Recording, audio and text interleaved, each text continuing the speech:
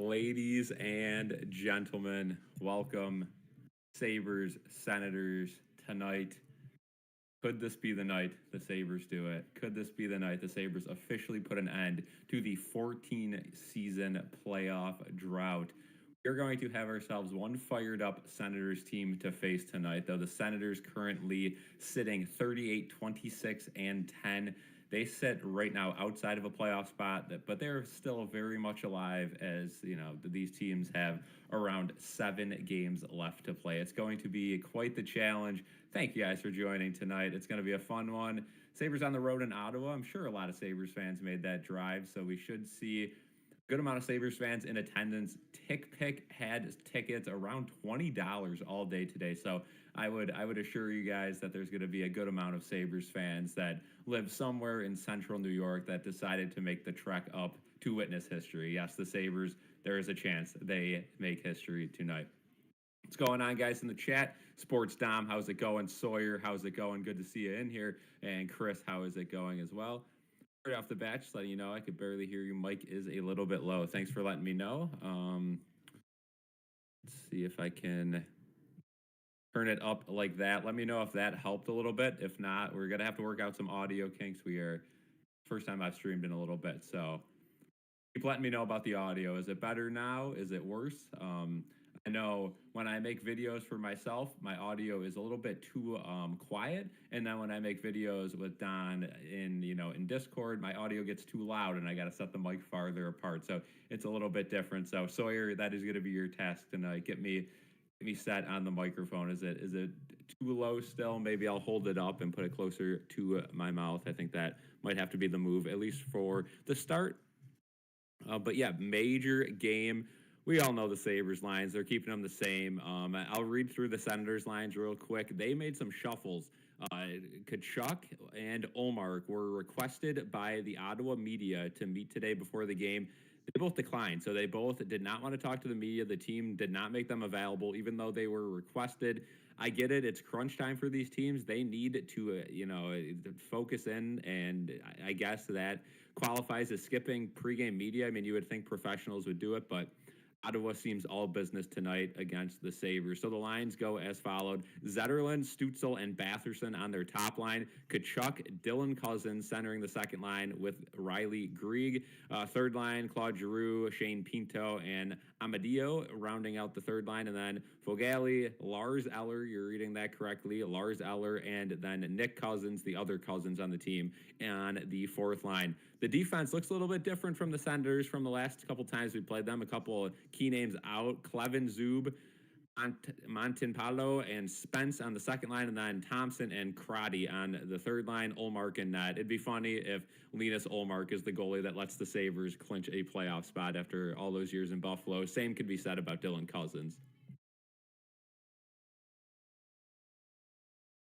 They are singing the national anthems now. Usually these games drop the puck around 7:07. That seems to be the trend for non-national televised games. So we got 2 minutes here before puck drop. National anthems blaring. I can see a good amount of blue in the stands, but also a whole lot of Ottawa fans as well. Looks very close to a sellout, as it should be. The Senators, like I said previously, very close to a playoff spot. All right, Sawyer, thanks for letting me know. We'll keep these audio settings for now, see what happens.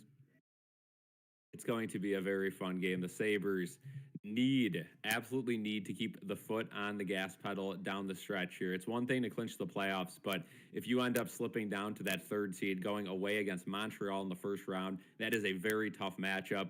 It's going to be a tough matchup no matter where they fall, but winning the Atlantic is, of course, the goal right now, and it is very much a possibility, especially with the situation they put themselves in. Again, 2 points ahead of Tampa, but Tampa has the game in hand, making that game against Tampa Monday night that much more important. Sabres will be in Washington Saturday with another chance to clinch the playoffs if they lose tonight. There are some scenarios where if the Sabres only were to pick up 1 point tonight, they still could clinch with wins from Philadelphia and Carolina or something of that nature. So the 2 other games would have to go their way if the Sabres were to fall in overtime or the shootout tonight to be clinched at the end of the night. At the end of the day, it doesn't really matter for us Sabres fans, though. We know we are clinched. We've been clinched, but just to have that feeling of even if we collapse and lose every game 10-0 the rest of the way, we will still be in. That'll be a good feeling to have. Elijah, how's it going? I see you were in the prior couple streams. Good to have you back. What is going on? Everyone in the chat right now, let me know your favorite moment of the season so far. I know the plan right now is to stream every game until the playoffs, and then I believe Don's going to be streaming the playoff games. I will be at the parties in the plaza, giving some live videos for those streams, and maybe even attending a game or two. Who knows? But we will be there in the plaza. We will be on stream. We'll be giving you guys full coverage because this is truly once in a lifetime. The last time the Sabres made the playoffs, I was 6 years old. 6 years old. So it's been a minute.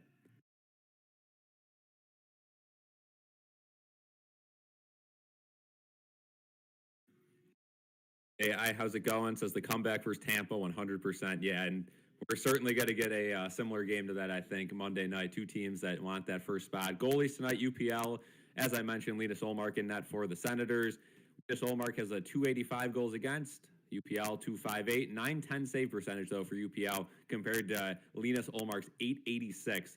UPL with one shutout. Ullmark has two, but UPL has been the hotter goaltender as of late. Senators coming off a disgusting loss to the Florida Panthers in a game where they desperately needed 2 points. They could not get it done against a Florida Panthers team that seems checked out. The defending double Stanley Cup champions will not be in the playoffs this year. The Florida Panthers, obviously, a little bit of wear and tear on those legs. These guys, when you play the Stanley Cup finals 2 years in a row, of course, you're getting an extra month of hockey, back-to-back seasons. You're going to get some injuries. You're going to get some fatigue, and it caught up to them this year. So they had a lot of injuries, a lot of guys not playing, and still the Senators couldn't get it done. But we are underway. Sabres win the draw. Owen Power with the puck. He'll chip it all the way down. That's going to be an early icing to be touched up by Montepallo. 7 seconds into the game, the Sabres will have to deal with a defensive zone face-off. Face-offs are going to be a challenge down the stretch. Sam Carrick injured. He's week to week, not ruled out for the playoffs just yet, but he was obviously one of the Sabres' best face-off guys, and I say that in quotes because he wasn't even that good at the face-offs. Senators win the draw, shot right on UPL. He holds on. That'll bring up another face-off. 1948 to go in the period. Victor, how's it going? Parker saying the mic is not doing good right now.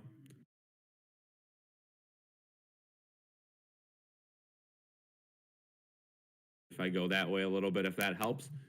Owen Power now to the outside.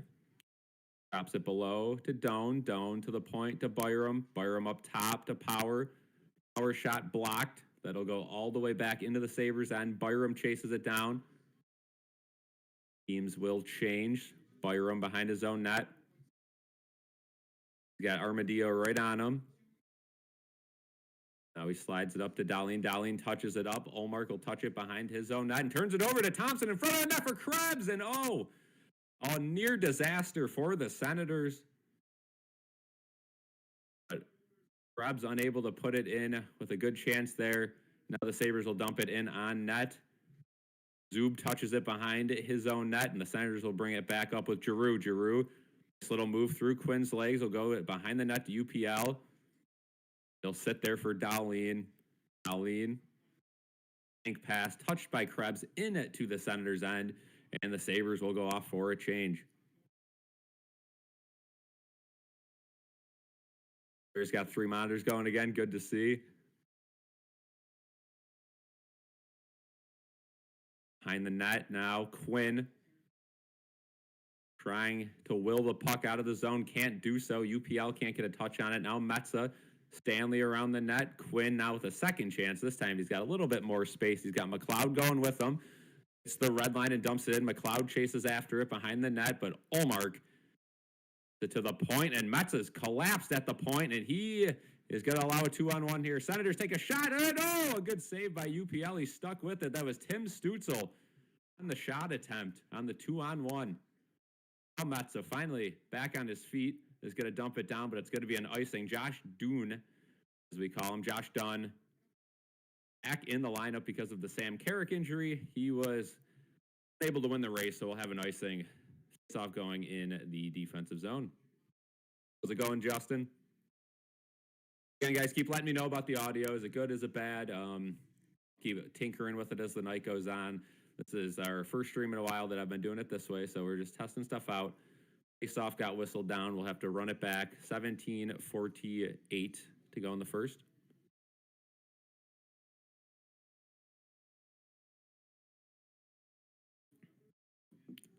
Lars Eller versus Josh Dunn on the face-off. Didn't think we'd have that matchup this season, but here we are.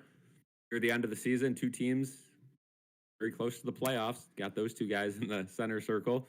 Sabres cleared the zone. That puck's going to go all the way down for another icing. At the end of the period, it wouldn't have, but that ice is still slick. And what was a weak little dump out ended up turning into an icing. So Dunn versus Eller again will be the face-off unless the Senators want to switch it up.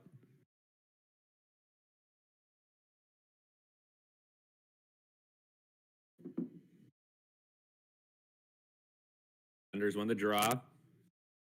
Back to Crotty. Shot goes wide, and Dunn backhands it to center ice. This time it's not going to go for an icing, so the Sabres will be able to change it up. Crotty chases it back behind his own net.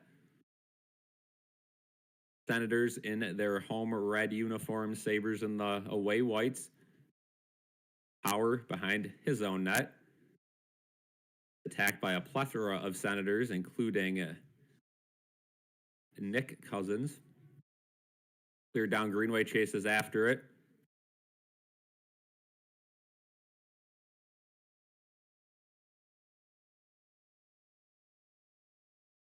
Here comes Dylan Cousins, former Sabre. Of course, that'll be a matchup to watch. Norris and Cousins all night long. Currently both on the ice for their respected teams. Zub behind Olmark. We'll wait for it. Now he gets it back and turns it over. Benson, backhand pass. Oh, and almost picked out of the air by Doan, but unable to get a piece of that one. The Senators quick back the other way. Benson, got to be careful not to take a penalty there. And Tkachuk, now he knocks him to the ground. Still no penalty call, and there it is. It's going to be a penalty. Benson got away with the first one, not the second one, knocking Tkachuk to the ground. Of course, Tkachuk, a player that is known to maybe embellish a little bit. But yeah, it was all over him the first time on the hold, and second time Tkachuk kind of fell down, but it should have been a penalty the first time, so I'm not too angry about that one. Senators will get the first power play of the game, and I will put that on the scoreboard here.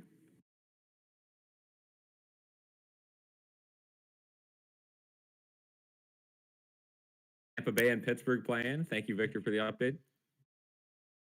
Yeah, Remy, I agree. It's tough to pick up these Senators' numbers. I could only imagine the people in the press box trying to call this game right now at the game without the big screen in front of them. Sabres penalty kills 5th this season. Ottawa power play is 11th. Thompson on the Senators, just so you guys know, I'm not talking about Tage Thompson on this power play.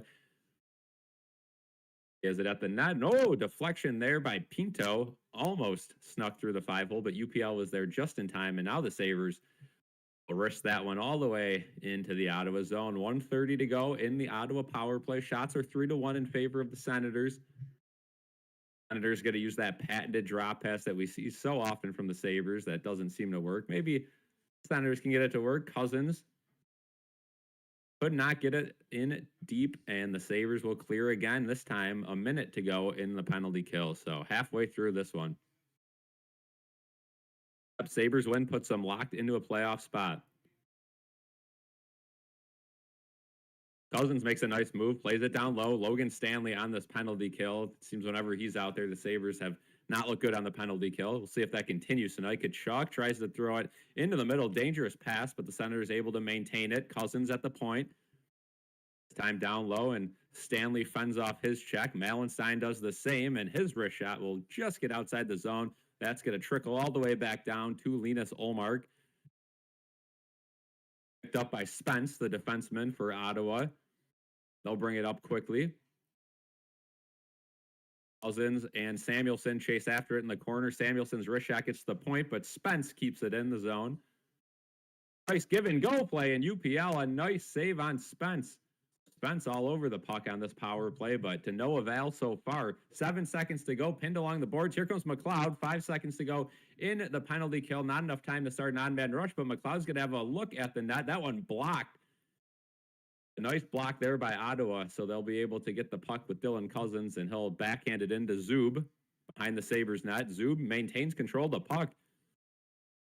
That drew enough time for the Senators to get a line change in, and they'll maintain possession in the Sabres end. But now McLeod backhands it to Quinn, and his backhand gets it to the opposite blue line. Krebs beats Zub for the puck, and now he is going to try to set up some Sabres possession in the Ottawa zone. Good work by Krebs. He gets it to Tage. Tage behind the net to Quinn. Quinn back to the point. Dahlin fakes a wrist shot. Oh, a little dangle around too. And then swings it back to the point. Thompson up top for Byram. His one-timer goes, oh boy, it hits somebody in the face on the Senators, and they're immediately calling trainers onto the ice. Byram with a terrible, weird look on his face. It was going to be Clevin, their top-pair defenseman. He pops right back up, but he's going straight to the dressing room after getting hit in the head with a puck. We'll head to commercial. I'll take that power play off of the scoreboard here.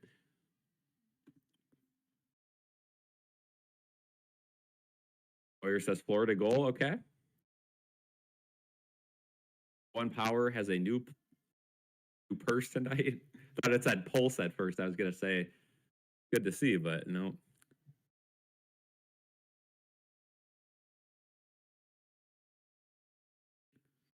Give me your guys' score predictions in the chat right now. I predicted 3-1 earlier today. I think UPL's been on a roll. I think he continues it.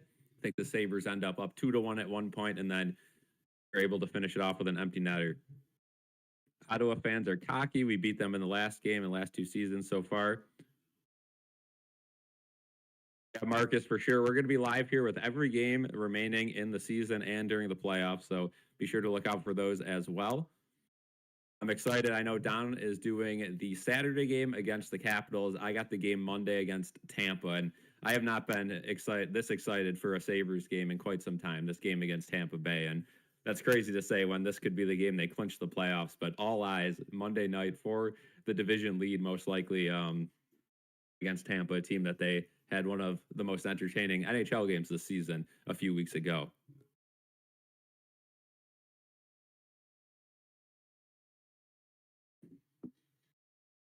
Remy going 11-3. Whew. Better pick it up, huh? Marcus got 4-2 Buffalo. I like that pick as well. Tampa Bay goal. Uh-oh.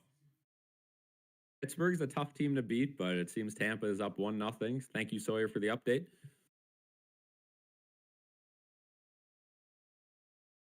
Sabres will have an offensive zone faceoff. They got their top line out there.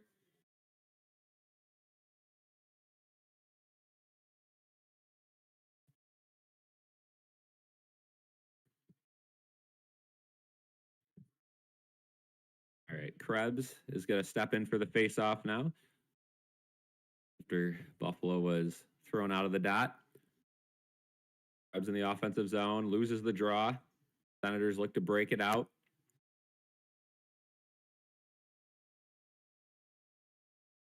They won't be able to. Thompson gets spun around, though.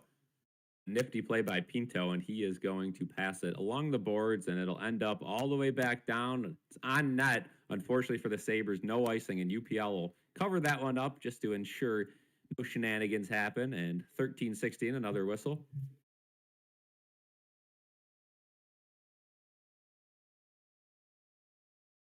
I was getting frustrated with freeze-ups in the last game. Yeah, his internet is just absolutely horrible. So nothing on his part. It's just stuff he can't control with those freeze-ups.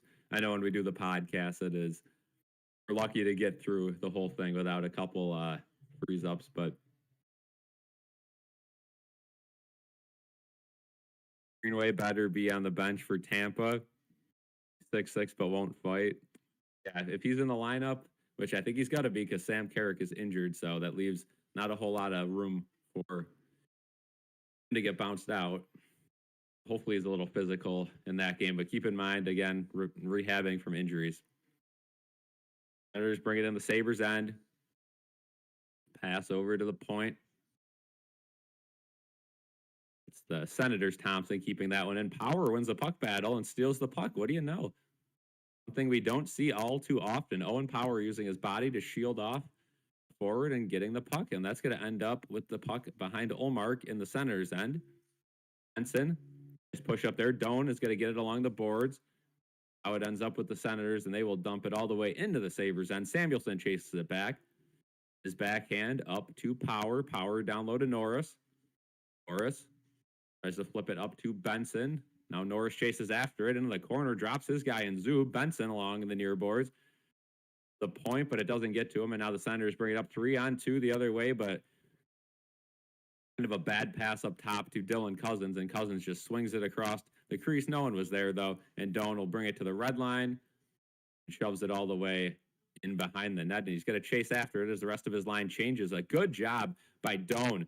Keep his foot on the puck and allowing time for Jason Zucker to get there. Dahlin at the point. Up top to Byram. Byram behind the net. Zucker unable to get his pass, so Dahlin steps up. Dahlin, far boards for Byram. Byram looking at the far boards. Tries to send it to the net. No one was there. The bounce is going to pop out to Quinn at the point. Dumps it down low to Zucker. Zucker looking in front of the net. Couldn't find a Sabres stick, but McLeod ends up with it. Sends it across to Quinn. Quinn, Sabres buzzing a little bit here. Quinn, nice backhand pass. Finding Dahlin, and might have been off the poster, off the side of the net. Pops right back out to McLeod. Look for the pass instead of the shot, and it'll find Dahlin in the corner. Zucker now in that bumper slot. Is it Quinn, Byram, down low to Dahlin. Dahlin, plenty of space, and now he loses the puck, and it leaves the zone. Sabres bring it back in quickly. Byram drop pass to Quinn. You got to get a shot off here, and Quinn's shot goes wide. Now the Senators will be able to clear it. So Dahlin maybe doing a little bit too much there. Loses the puck, loses the momentum. Now the Sabres have it in their own end. Stanley up top to Byram. We got a whistle. The Ottawa net is off. 10:39 to go here in the first.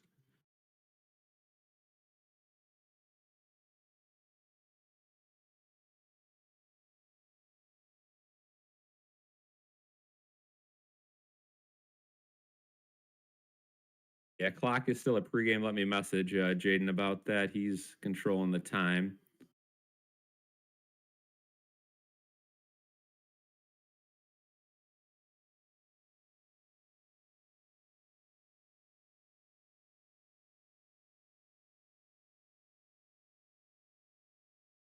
We'll get the first period on there.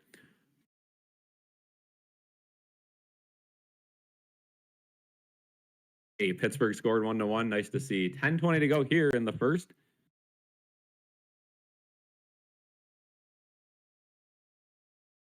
Zucker gets it along to center ice. That's a nice step up to keep it outside the zone. Malenstein goes for a big hit, misses his guy, and collides hard into the bench area, but we're going to have a penalty called, I believe.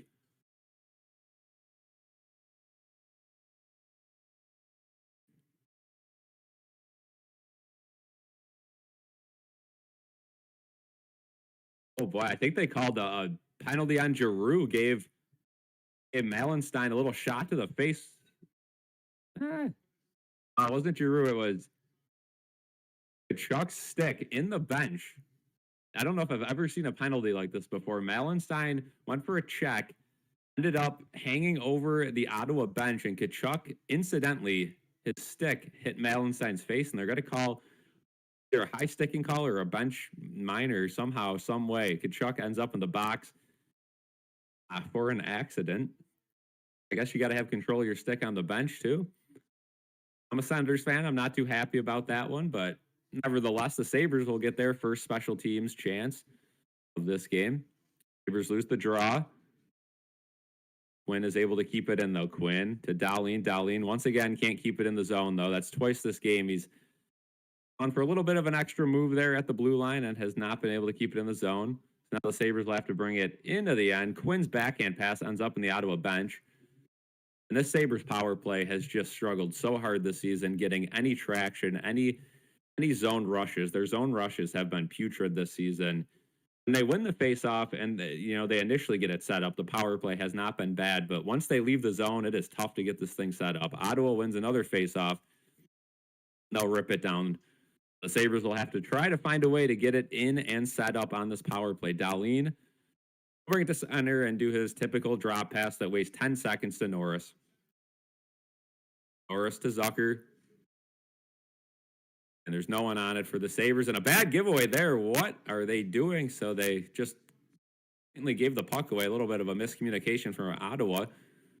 If the Sabres can capitalize on that, they got it pinned beneath the net there. Now a wrist shot's going to go to an open point. That'll slide all the way back down. So the Sabres could not even get it set up when Tage Thompson was gifted the puck right in front of the net. I'll show you the state of this power play. Dahlin to center ice, looks for his drop pass to Tuck. And Doan, second unit out there for the Sabres. Cloud. There we go. They finally got it set up. The second unit doesn't struggle as bad. Benson, your side, down low to Tuck. Up top, Dahlin. Benson. Back to Dahlin. Dahlin up top. Cloud, nifty move. Now he has it behind the net. In front for Benson. Stick lifted there, but Dahlin ends up with it at the point. McLeod, cross ice. Doan. Tuck, back to Doan. Down low to Tuck. Gotta look for a shot here. Dahlin at the point. Down low to Tuck again. Tuck takes a shot. That one on Olmark. Nice save there. Oh, to Benson. Benson tried one more pass. Couldn't get anything, but Dahlin keeps it in. Nice play by him. 7 seconds left on the power play. Tuck. Back to Dahlin. Back to Tuck. Whole lot of passing. Tuck's going to take another shot. Goes wide and to an open shot look there for McLeod. It ends up back on the stick, but if he was able to touch that one, it was an empty net. Back to Dahlin. That shot deflected, and Benson got crushed in front of the net. That should have been an interference call. No arms go up. A good stick by McLeod to keep it in the zone. Benson, McLeod back to the point. Sabres all the pressure right now. Byram, down low to Benson. Delayed penalty again, so the Sabres will go back to the power play once the Senators touch up. Back to the point. Thompson. Now it's going to be touched up by the Senators, so the Sabres back to the power play. So we'll keep that power play marker up there. Is going by fast. It is. The Sabres will take that, right? They are in a really good spot this season. They will certainly take quick periods and not a whole lot of physicality / injuries. We cannot afford any more injuries going into the playoffs with Sam Carrick already out. Noah Ostlund day to day. He'll be back sooner rather than later, but that's somebody who doesn't have a whole lot of experience in this league. You don't want to see a guy like Noah Ostlund get rushed back in, and then you start having these physical games, especially in the playoffs, and he's somebody that doesn't really have that body mass just yet to hold up in those circumstances. So you don't want an injured guy of his stature playing.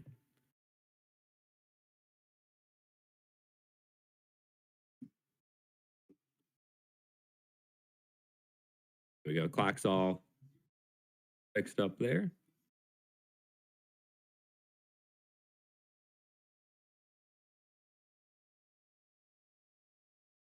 Let me know in the chat right now, who do you guys have scoring the first goal of this game? Which player on either team?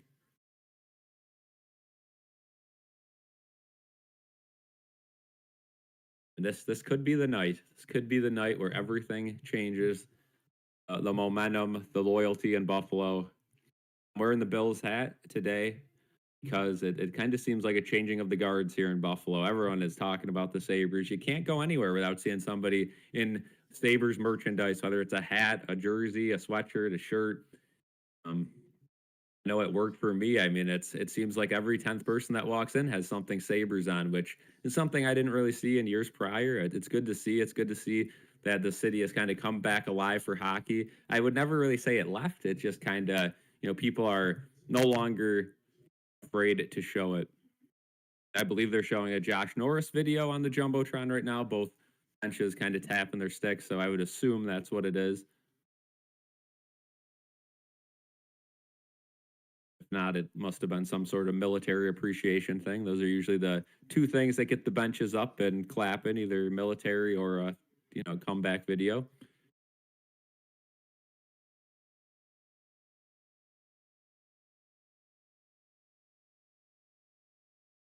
Pissed off Sabres fan, yeah. It'll be back. It'll be back. Don't worry. Back to the point, Quinn. Sabres power play. Oh, Zucker in front of the net, but whipped on that one, and it's sent all the way back into the Buffalo end. So this is what I would call a must-goal situation for the Sabres. Usually when you get back-to-back power plays like this and you don't score, that's going to shift the momentum, and the referees are due to call you a penalty back. Zucker backhands it around the boards. Quinn, nice pass to Dahlin. He throws it up top for Norris. Norris back to Dahlin at the point. Top for Norris. Norris almost lost it, but nobody was on him, so he regained it.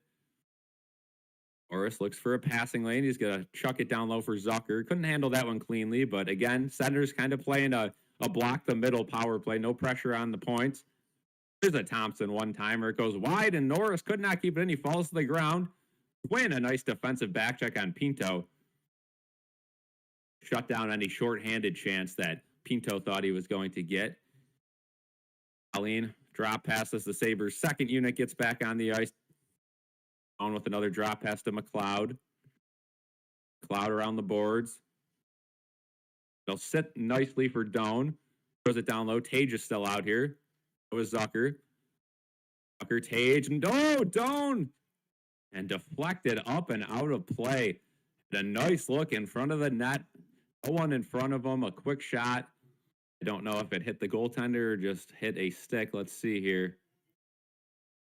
We're going to show the Thompson chance first on the replay. That one was off the outside of the post.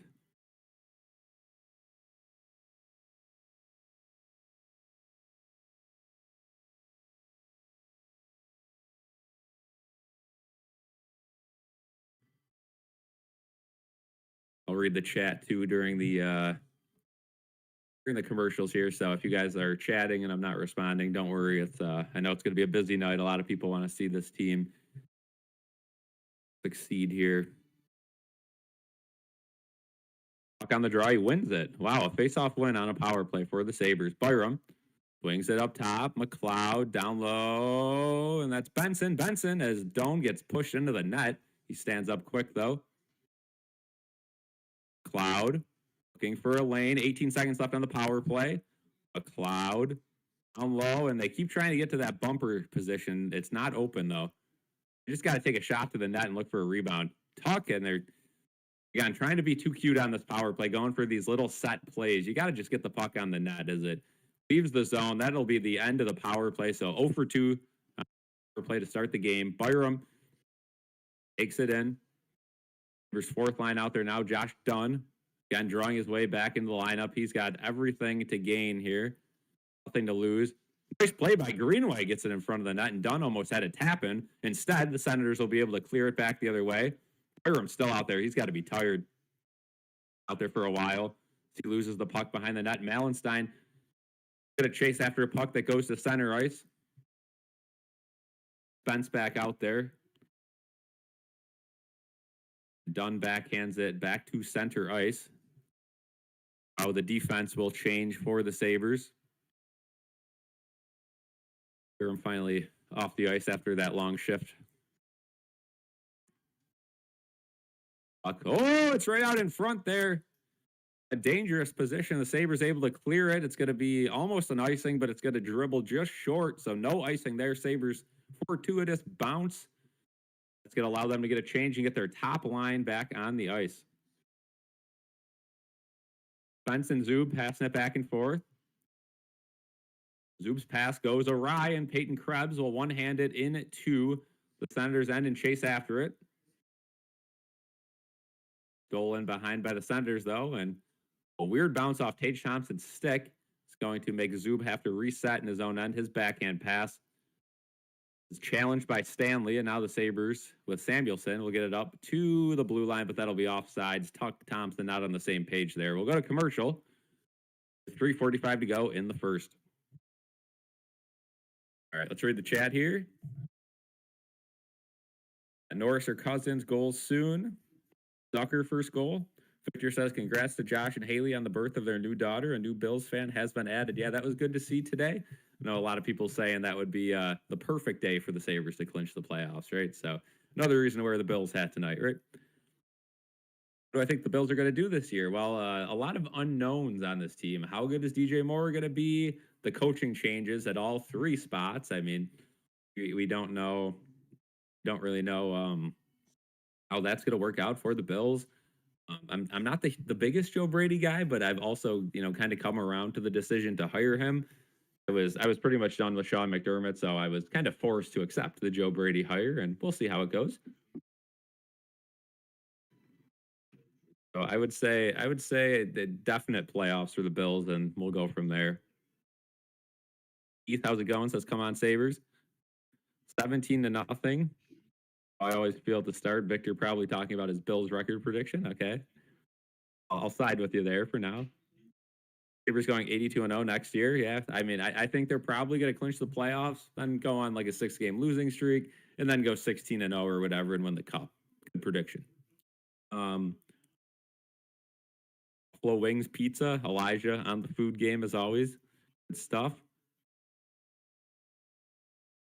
Sam says, who do you think has the upper hand? I would say the Senators are probably going to get a little bit of momentum here after killing off back-to-back power plays. So the Sabres not scoring there, I would say momentum is swinging towards the Senators, but it looks pretty even right now. Neither team out hustling the other, just kind of a free-flowing, steady game. Not a whole lot of physicality, which is something I'm sure we'll see late in the game because Brady Tkachuk and the Senators known for getting a little physical against the Sabres team, especially in close games. And this one's probably going to be close for a while. He says, can't stand Ottawa. Yeah. I know you brought up their fans kind of being a pain on social media, and I've been seeing a lot of that. And a lot of them said, how's the weather down there standings wise earlier on in the season? That we can just kind of post a picture of the standings now. UPL behind the net, and he gets taken out. No penalty there. He looks fine, though. He's back out of his net again to touch another puck up. Quinn chases after it, but it's going to be an icing. It is Montemppalo touching up. 3:25 to go here in the first. Shots are 6-4 in favor of the Sabres. Keep in mind, 2 power plays to 1. Probably the reason that is.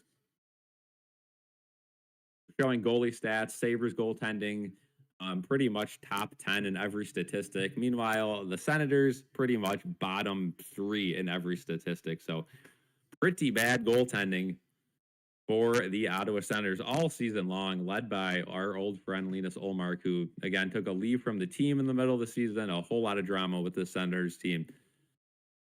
Team that's trying to right a lot of wrongs, though.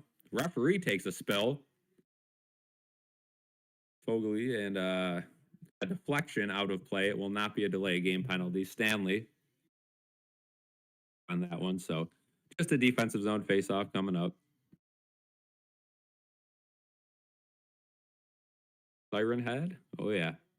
Sawyer says he's going to Florida tomorrow. I'm going to West Virginia tomorrow. So can't say I'm going to as fun of a place as you, but it's supposed to be like 80 degrees. So at least I'll have some of the warmth that you'll be getting in Florida, but enjoy your trip.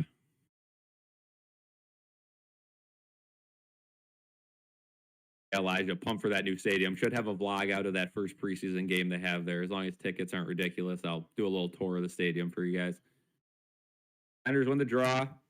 Got blocked by Stanley, and he will clear the zone. Say no icing. Benson chase it down. Now we got to fight Tkachuk and Stanley's throwing rights. Stanley is demolishing Brady Tkachuk right now. Tkachuk not going down, but you can't even see his head. Stanley and Tkachuk, this is what we paid to see. Tkachuk now throwing some back. A battle of 2 behemoths.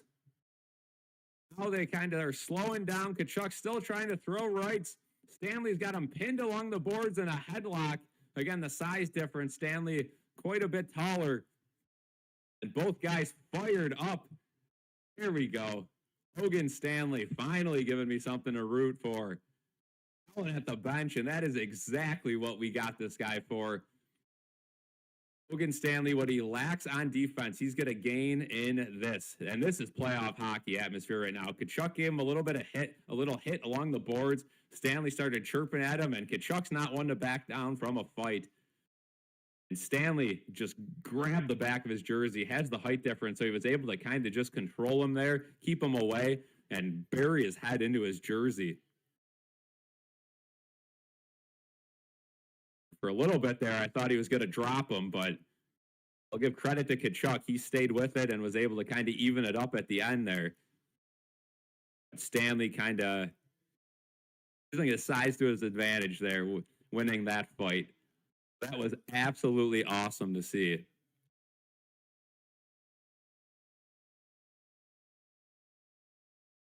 Sawyer Don's in a class, but he will be on, I believe, later on in the stream. Probably not first intermission. Off is in at the Senators' end. Senators are going to get possession behind the net with 2:40 to go here in the period. So much for no physicality this game. Like I said, close games, we're going to see it, and there it was. Thompson swings it around the net. Good job by Ullmark to bat that one out of the air. Thompson now, the far boards. Steals it. Tage has just looked so good these last couple of games. Now Ottawa's going to get a chance to throw the other way.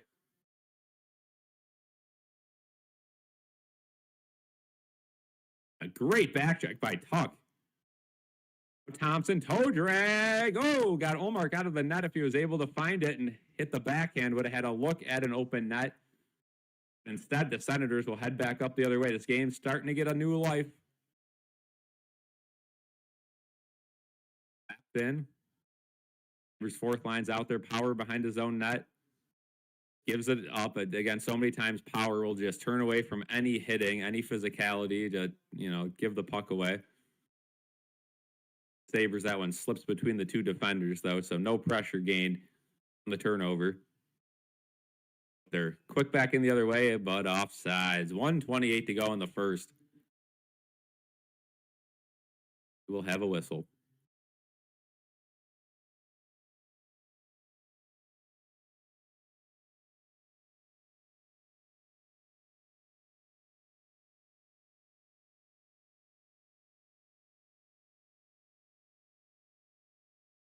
The Stanley trade just gained a few points in my book. Still not calling it a big win just yet, but we will certainly take that fight. Face-off just outside the Sabres zone.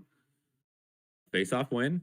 Samuelson. He's going to try a little bit of a bank pass, and Ullmark had to come out because Mallenstein would have won the race. Greenway keeps it in, though. Greenway down low to Mallenstein. Tried to get it back in front. He's going to swing it out to the point. Dahlin shot deflected wide. Senators will clear.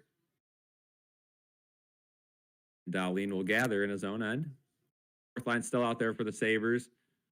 They're starting to change now as McLeod comes onto the ice and rips it around so the Sabres could complete that change. Here come the Senators again, though. Glove down on a point shot. UPL swings around the net. Dangerous pass in front of the net there, but Zucker ended up getting that one. And now the Sabres could have a 2-on-1. Can Quinn get it to the middle of the ice? No, he can't. He lost it. Now the Senators will just dump it down. That's going to be an icing with 31 seconds to go in the period. Power play for the Red Wings. All right. I'll give you guys some score updates at the end of the period. 30 seconds away from that. Sabres offensive zone face-off. They got their Benson, Doan, and Norris line out there right now.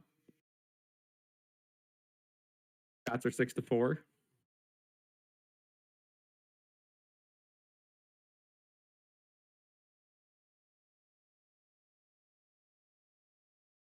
Norris wins the draw, holds it up for Byram, who carries it down low, but his pass gets blocked. But, bullies this guy off the puck. Tried another pass in front of the net that gets blocked. So 0 for 2 on passes.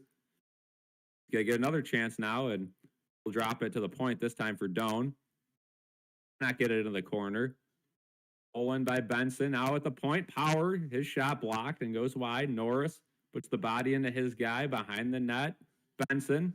Oh, Benson shouldered to the side. Somehow stays on his feet. Nice hit down low to Doan, but that'll end the period. The Sabres run out of time on that chance. 0-0. A little bit of chipping and John going on. Benson in front of the net, as always. Benson, one of those guys you love to have on your team. Hate to play against him. Much like a Tkachuk in that regard. Of course, not as offensively gifted, I would say, but Benson's a sneaky good player for sure.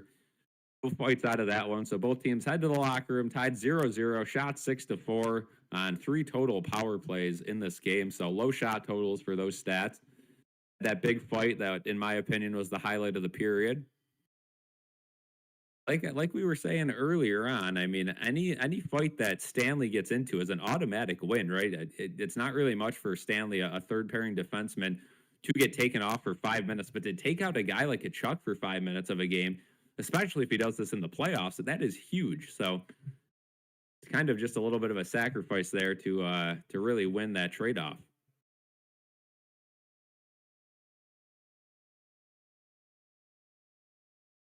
As everyone's saying in the chat, leave a like right now. We're at 25 likes.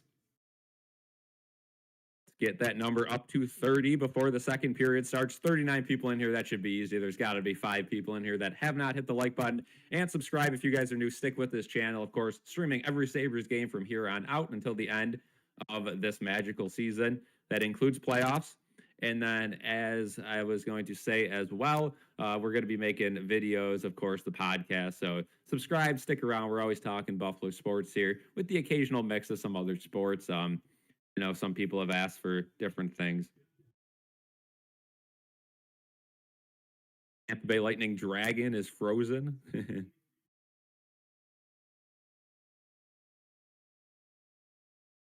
Sawyer, what's going on? Is that the second time you've done that this year, or was that the same one? You'll have to let me know. Oh, you just did that now too? Whew. How to make room for the Sabres playoffs. I understand it. But we are at our intermission.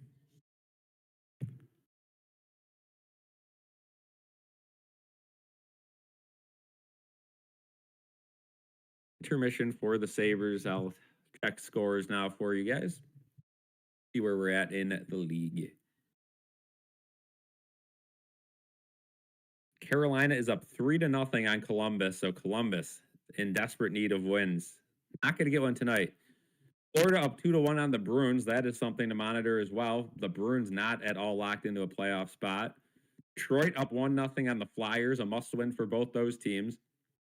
And Pittsburgh up 2-1 on the Tampa Bay Lightning at the end of the first. So after an early lead for the Lightning, goals by Raquel and Chinnikov get the Penguins the lead in that game. New Jersey up 1-0 on the Capitals.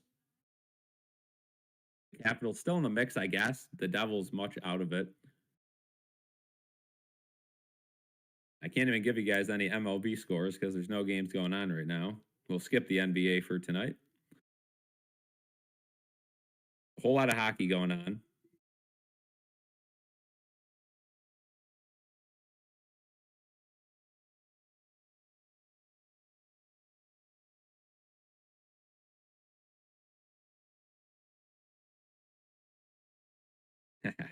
Jason and Sawyer on completely different ends of the spectrum in life right now, but that's the good thing. I mean, we can, no matter where you are in life, you can come in the chat and have a good time and watch the Sabres hopefully clinch a playoff spot tonight. Sabres had quite a few chances in this game. A couple missed opportunities on the power play. Side of the net for Dahlin, a post from Thompson. No real danger against them. But for anyone who is, hating on Stanley right now, at least, he showed what he can do on the physicality standpoint. And If he can continue to do that, maybe once a game, trying to take out one of the other team's best guys in a fight. And I don't mean take out as an injure. I mean, take them off the ice for 5 minutes in a fight. That would be huge. So far, so good from Stanley in this game. Like and subscribe. Go Sabres. I appreciate it. Thank you so much.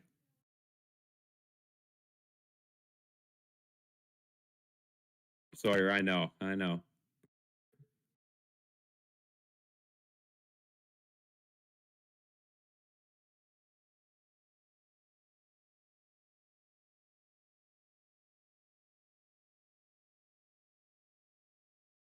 If you guys are new here too, we also have an Instagram you guys should check out. We post multiple times a day over there, sometimes 8 to 10 stories a day, updates. If you guys want breaking Sabres or Bills news, head over there as well. We got some scoops on there and some previews of stuff that see over there before you see it trickle down to the YouTube. Of course, YouTube videos take a while to upload. Instagram, we could get that to you in a matter of seconds. So check out the Instagram as well and join the Discord. The Discord is always a fun time.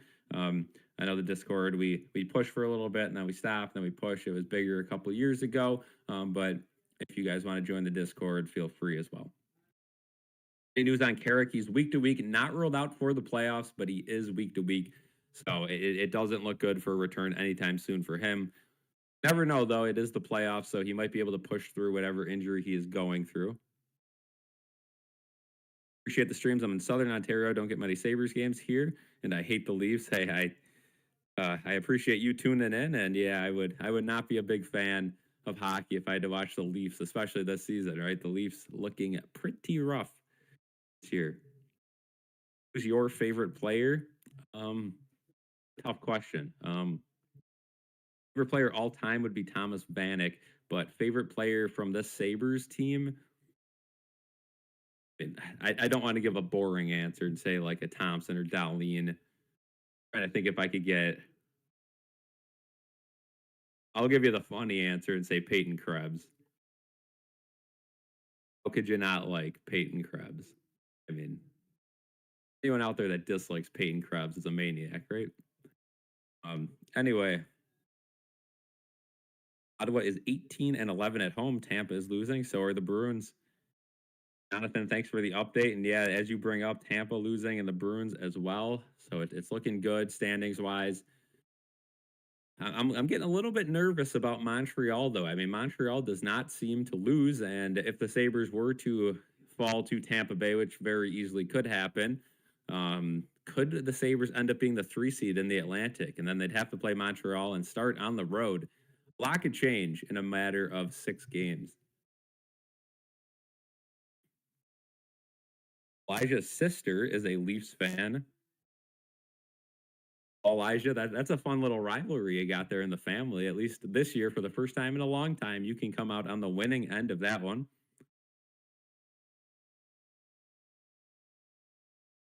The Sabres clinch a playoff spot with a win today? Yes, they do, Jonathan. 2 is the magic number. They could also clinch a playoff spot with an overtime or shootout loss, plus a Carolina and Philadelphia win. So a lot needs to happen there. Let's just get our 2 points and clinch, right? Appreciate your streams. I also live in St. Catharines, Ontario, and can't stand the Maple Leafs. Go Sabres. Go Sabres, Chris. Thank you for joining. I know it's a weird area because so many people right on the border, they're big Bills fans, and they got to decide, do I go north and be a Leafs fan or an hour, or do I go south an hour and become a Sabres fan? And I know that St. Catharines area is a little bit closer to Buffalo, but then you got Hamilton, which is kind of right in the middle. And I know when we had the Heritage Classic, it was supposed to be a home game for us in Hamilton, but of course, there's going to be more Leafs fans in Canada there than Sabres fans. Still a good amount of Sabres fans in Hamilton, and Mississauga is more of a Toronto.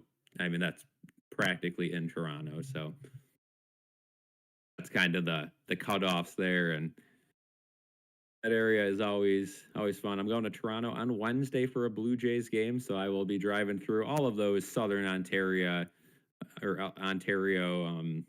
cities and towns. So pass right through you guys. Up, Jason. First baby for Josh Allen. You'll love to see that.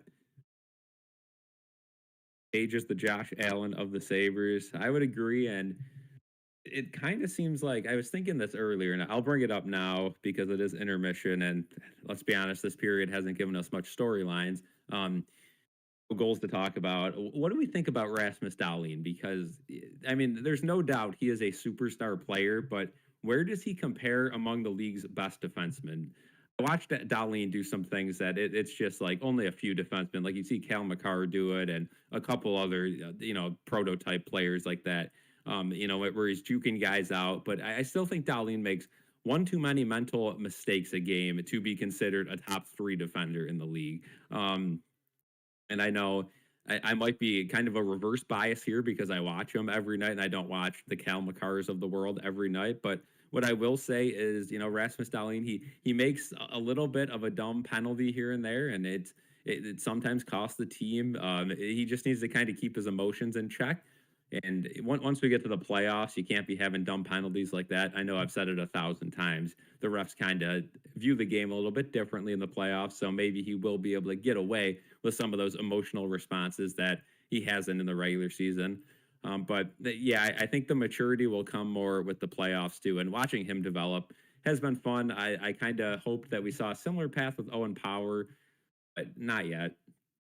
Owen Power, I will say, has been better the last few games, getting involved in the offense, stepping up, but still just does not have the physical awareness. For Buffalo and also live in Rama, Ontario. Catching the Sabres game is hard. Hate the Leafs. Hello, happy to find a Buffalo channel. Well, welcome to the chat. And yeah, a lot of Southern Ontario people in here. And like I said, it's a great area.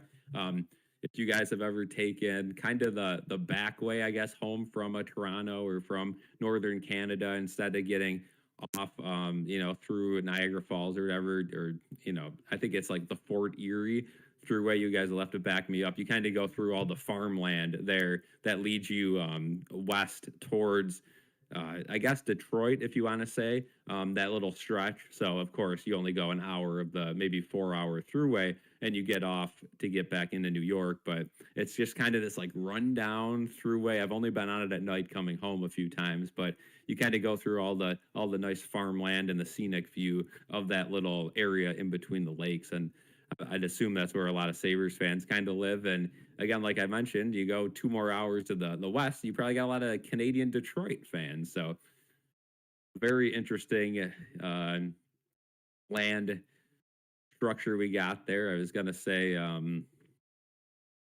know how to even classify it, but we'll have to make a map maybe and see what time distance to the stadium or whatever, we could kind of map it out and see where Sabres fans are compared to Leafs fans, compared to Wings fans, compared to Ottawa fans. A little bit of a gerrymandering map. Coyotes in the Ottawa Valley. At Coyote, we were in Brandon. We're in Ottawa. This season, we went to a game. Debated going to this one, but I don't know. Felt like a lot for one game. And if the Sabres were to lose, it would have been a little bit of a waste.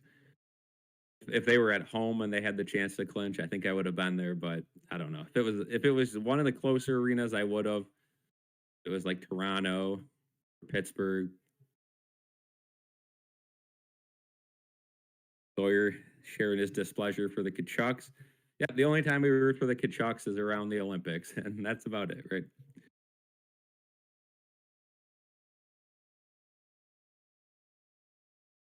A Coyote, we were talking about that, right? Like anytime if Logan Stanley takes himself out, it's usually going to be a win of a trade off for the Sabres because Stanley, third pairing defenseman that has not looked good in the Sabres scheme, takes out a guy like Tkachuk. That is a huge win for 5 minutes. For most NHL fans from Canada, will go with the Canadians, if not the Leafs. Yep. It's kind of the go-to, right? If you're a Canadian not in the Toronto area, you're kind of just a Canadiens fan, or Oilers fan if you're a Gretzky fan or a McDavid fan. I also have seen that narrative. 2 hours north of Toronto, surrounded by Leaf fans. At least you could kind of troll them this year, where in years past, sure, us Sabres fans could say, oh, you can't make it out of the first round, but we couldn't even make the playoffs, so I never really joined in that. I'll always root against the Leafs in the playoffs, of course, but I can't really, talk anything against Leafs fans because you'd rather make it and not win than not make it at all. Finally, we're on the making it side of that. One thing you liked about the Leafs was Doug Gilmour, always been one of your favorite players. Yeah, a legend for sure. One of the best Leafs players of all time. Of course, if you were to build an alumni team of the Leafs, he would certainly be a player on that roster. How many posts did we hit that first period? At least two that I saw. I know Darlene, I believe, off the near post, Thompson off the far post. I don't know if Doan had one too in the middle of the ice. They didn't show the replay of that one. I can't play the volume too loud because YouTube will copyright it, so I play it just loud enough. I don't know if you guys can hear any of the game. If you guys can, that's good. If not, I apologize, but I have it just enough so I can hear a little bit just in case the refs say something or if there's a stoppage, so I can let you guys know and I'm not sitting here, kind of pondering what's going on.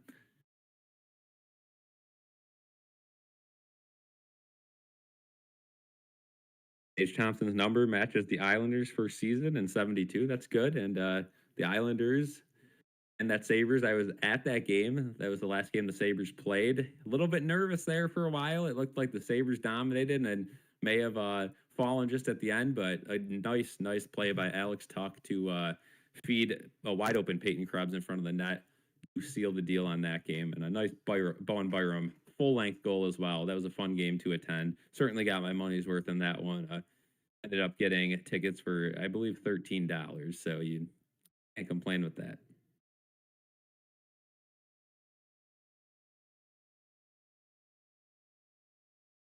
Coyote, and we'll take that first period though, right? You Sabres definitely have a better record when they're in the lead after two than the Senators, and the Sabres record when they are not winning after two, not too good. They're not a huge comeback team this year, but as of late, they've been doing a better job at least being the better team when they're down, even when they were losing those games a week ago when they had those slew of overtime losses. When they were down in those games, they were fighting back. They were the better team. Just a little bit of unluckiness happening could not get them back in those games, but it will be fine. It's weird though. It is April, and we're currently watching a Sabres game that has huge playoff implications and huge division implications. And at the same time, we're sitting here knowing that the Sabres will be a playoff team this year.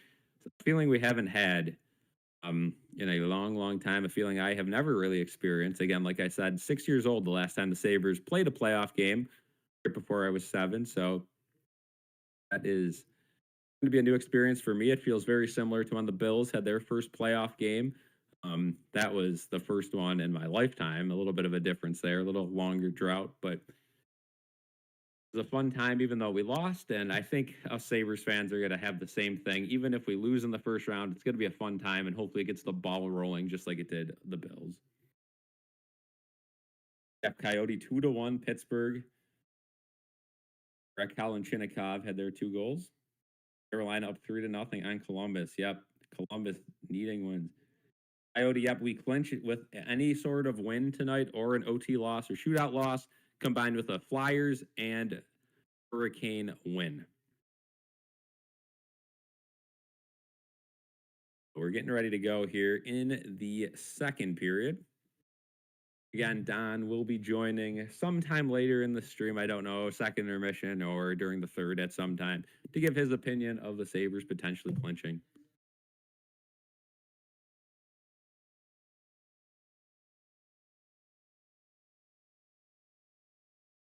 Yeah, UB a tough matchup against Michigan. The rest of their schedule doesn't look bad, though.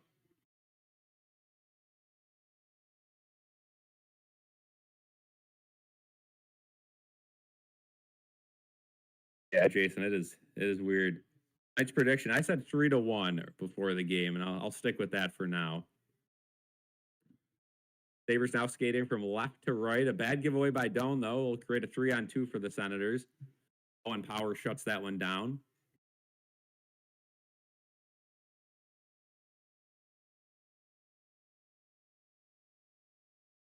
Byram. Use it for Doan. Power. He'll swing it back to UPL. So Sabres will regroup in their own end. Now up to Benson. Benson. Backhand down low. Doan slides it to Norris. Back to the point. Samuelsson waits for it. Down low to Norris. Samuelsson loses it along the boards, and Ottawa will be able to clear very easily.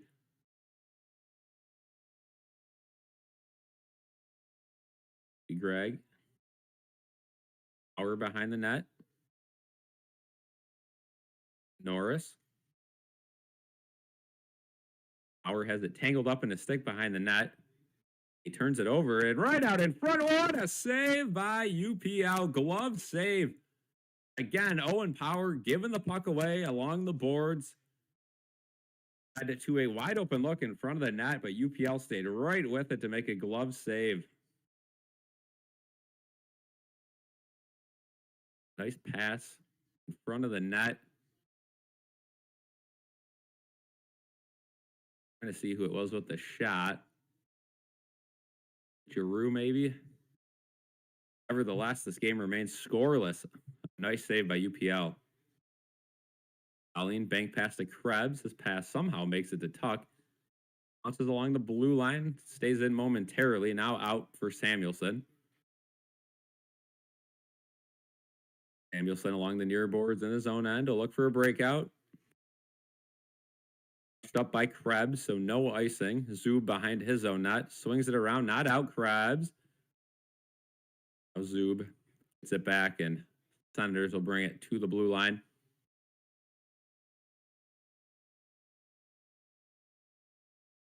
Samuelsson leaves it for Thompson. Thompson, round one, now will skate back in his own end. Nice little spin move.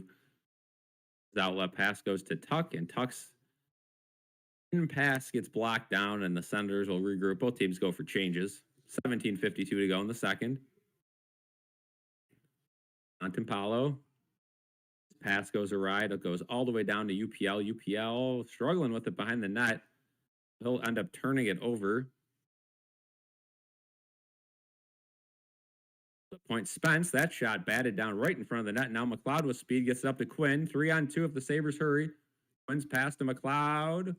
Out into the corner now. Had to panic just to hold on to the puck, and now he turns it over. Senators back the other way. 3-on-2.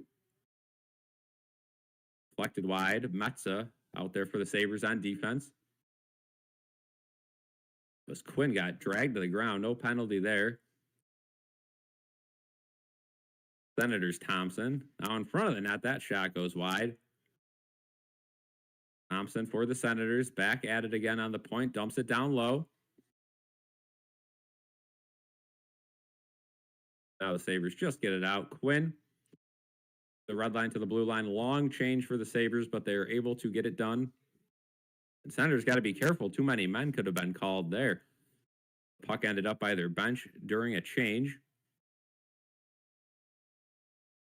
Durham's pass gets just outside the zone. Now Greenway gloves it down and passes it back to Metza. Metza up top to Byram. And no Stanley or Tkachuk for the first couple minutes of this period, but they should be back very soon.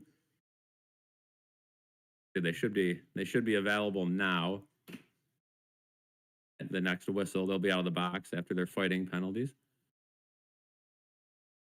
Greenway in his own end. Swings it around for Byram. Byram. Pass tipped by Dunn, and he will chase after it as the rest of his line changes. Finishes his check. And he gets off for a change. Doan, Norris, and Benson out there for the Sabres.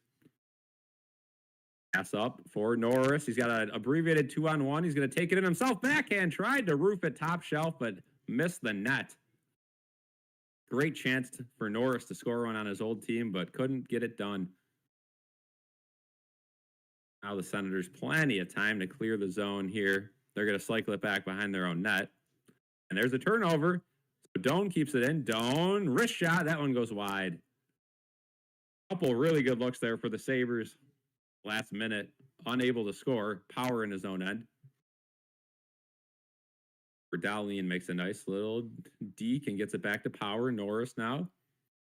Spin move at the blue line to keep it in, and his shot right into the glove of Linus Ullmark. He will hold on to it. 15:01 to go in the second.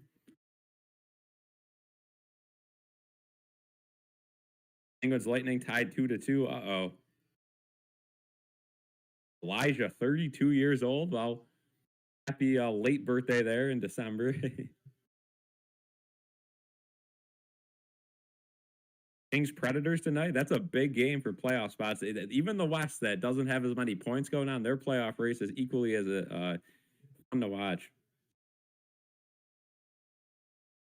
Yeah, Sharks need the game more, but the Sharks did play last night in a tough game against the Ducks. They came back and won. Be Penn State next year, generational upset.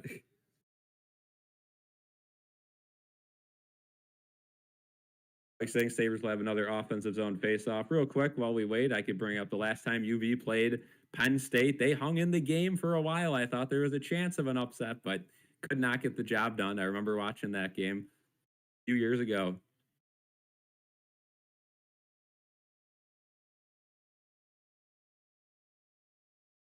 Highlighting Brady Tkachuk.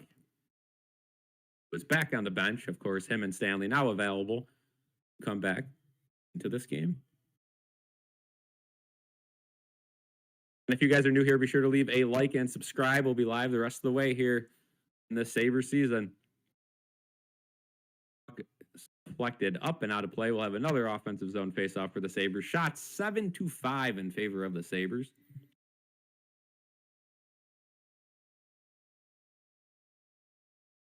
Yeah, many likes right now. 31 likes. Let's get that up to 40 before the end of the second period here.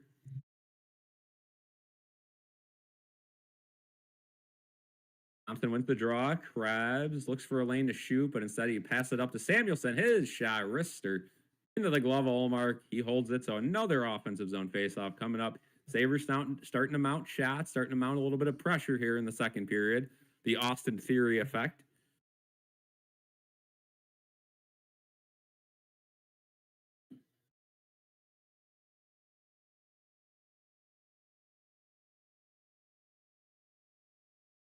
$14:40 to go in the second. Thompson on the draw again for the Sabres. Wins another one. That one, slap shot blocked by Krebs. Looking for a passing lane instead. Stripped at the line. That was a dumb move by Krebs there. He should have passed it to Byram while he had the opportunity. Thompson puts it back into the Senators zone. Byram holds it in. Krebs gets crunched, allowing the Senators to somewhat regroup in their own end. Sabres still a whole lot of pressure on them. Now, Senators finally get it outside the zone. Sabres recover at center ice. Quinn, top to Samuelsson. Will stay in the far circle in his own end for a little bit. Let the teams regroup. Sabres complete their change. Quinn at center ice. Nifty move, but now it's turned over. And Quinn gets taken down late on that play. No penalty. Stützle stripped in his own end. Tucker fighting for it. Senators keep it in the zone. Out to an open point. That one blocked by Zucker, and he is feeling that one. Punched over. Another slap shot. That one blockered away out of play, but all attention goes to Jason Zucker now, who's really feeling the effects of that slap shot. Hit him right in the leg.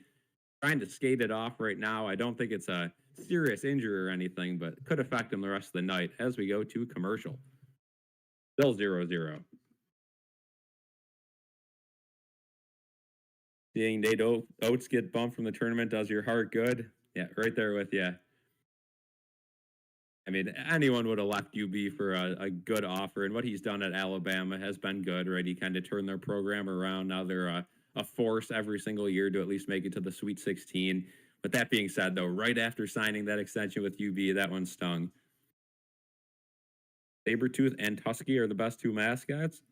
Definitely two of the best, I would agree. Go Sabres, I agree.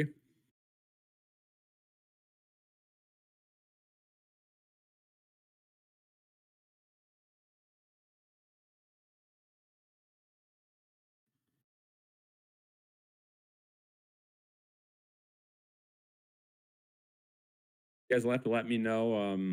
Let me know right now in the chat, who is your favorite Sabres player all time? It could be anyone who's ever put on a Sabres jersey. 3-2 Devils over the Capitals right now. Montreal already up 1-0 on the Rangers. 1-1 in that Detroit Philadelphia game. 2-2 still in Pittsburgh Tampa Bay. Florida still up 2-1 on Boston. Sabres game. The only game that's entered the second period scoreless.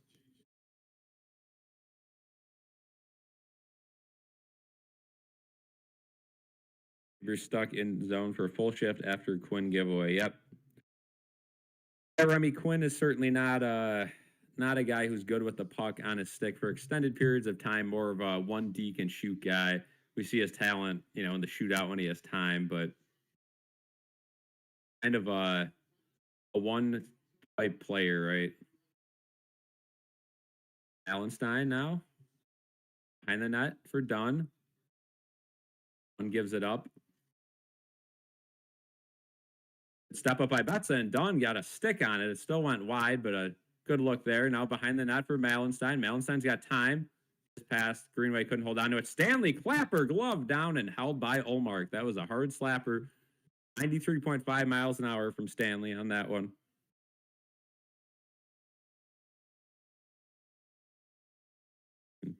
LaFontaine, Thompson, a couple Hashicks. Like I said, mine would be Thomas Vanek, but of course I did not get to watch Hasek or a lot of those pre-2010s Sabres.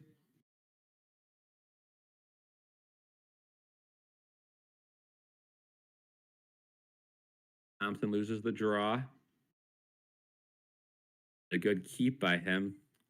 Zub now, second effort. They get it out.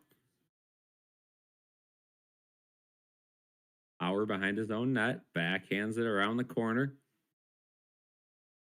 Then by Pinto, deflected right into the glove of UPL. Nice tracking by UPL. And that's something that's plagued UPL in his, I can't even say young career anymore, but he's always struggled with the long range shots, tracking the puck, and he's certainly been better this year. We've seen a significant jump this year. The first time I'd say in his career we've seen this much of a jump. Hopefully he can continue to play at this pace or better for the rest of his career. I mean, that would be setting himself up for a ton of success.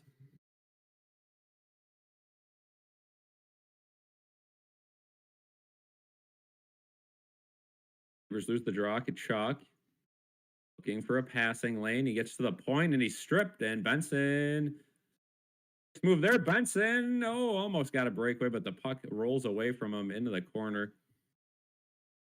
Everyone having trouble with the puck now. Norris ends up with it at the Sabres point. The shot on net gets blocked. Norris keeps it in. Norris. Nice give and go off the post. No, it popped in front of the net, but wide. Another post hit for the Sabres. That one was the cleanest look of them all. Great stick by Metza coming back the other way, and now we got a back and forth game. Benson tries to skate through. Norris chased it into the corner. Quinn steps up and just holds it in the Sabres end momentarily. Now it's hit out. Back to Power. Wow, another great scoring chance for the Sabres. Cloud, almost found Zucker. That was a clear lane, but we got a whistle. That could be a penalty or why they blew the whistle there. Maybe a delayed offside. You see a replay of that Doan post, and that hit the post and bounced straight up into the air, right in front of the open net, but it was batted to the side. Stick by Spence. A nice little set play there for the Sabres to find Doan in that slot.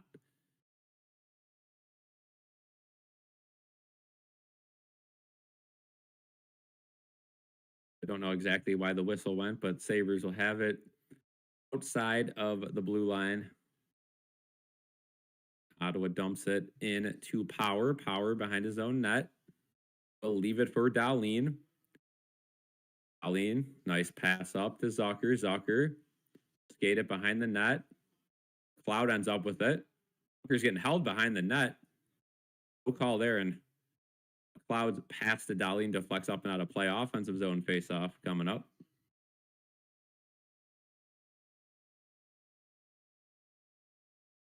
It's UPL tonight for the Sabres, and not UPL is going to be, I think, the goalie the rest of the way. I think Lyon maybe gets a game or two, but it looks like the Sabres have chosen UPL after a long every other night battle in net.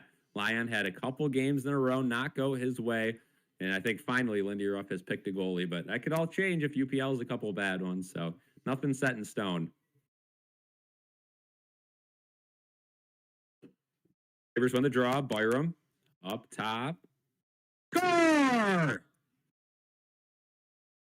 Matthias Samuelsson from the point. I don't think it was touched.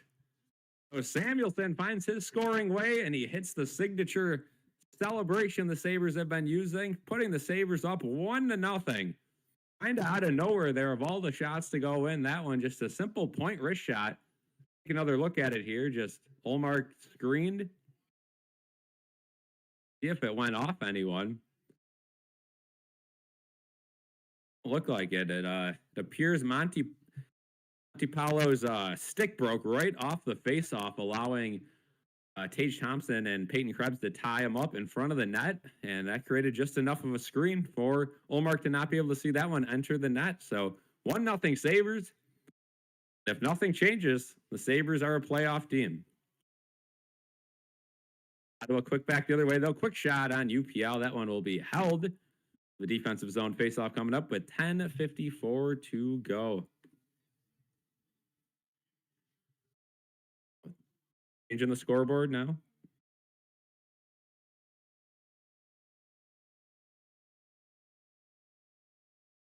Samuelsson for Norris. Yeah. He started off so hot for this team on the offense, and what a bounce back season he has had. So that is great to see. Great to see indeed. Great to see indeed. So hopefully Samuelsson can continue his scoring ways into the playoffs, and that was a nice goal for him to get. Josh Dunn, couldn't handle a bouncing puck. That might have set up a 2-on-1 for the Sabres. Malenstein taken to the ground. No penalty there. Like it could have been. Nice hit by Dunn. Wins the puck back for Malenstein, but not for long. Ottawa regroups behind their net. First, third, or fourth line cannot get stuck in the offensive zone, though, because they're not fast enough to come back the other way. He's 2 of the 3. Malenstein's somehow one of the fastest players in the league, if you can believe it. Malenstein gets it to the red line. He's just going to dump it the rest of the way down. He'll chase after it. Paolo gets tripped up by Malenstein. Benson in on it now, so Sabres changing. Ottawa clears the zone. This Tim Stützle. Stützle back behind his own net now for Zub.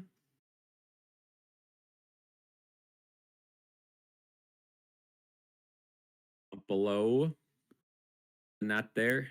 Power and Benson chipping away at it, trying to get it set up back the other way. A nice touch pass to Dahlin, and the Sabres will head back into the offensive zone. Doan with a little bit of space. Sends it to the net. Weird bounce. Pad save by Ullmark. Doan, a nice stick to keep it in. And now Dahlin almost stepped into a good look. Could not complete that move, though. And the Senators regroup in their own end. Tim Stützle spin move in his own end. We had a little bit of a collision there mid-ice. I don't think there's any penalty. Crowd did not like that there was no penalty. Now McLeod takes out a guy, and we're going to have a whistle there. Is that going to be a penalty on McLeod? I believe so. And I saw McLeod mouth. That is a soft effing call. But regardless of what he thinks of it, the Sabres headed to the penalty kill for the second time today. But this time with a 1-0 lead.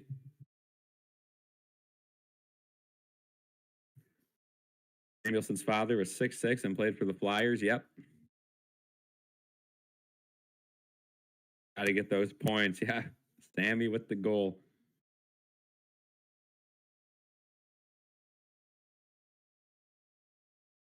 $34 likes. Let's get 6 more before the end of this period. Get to 40 likes. That'd be nice.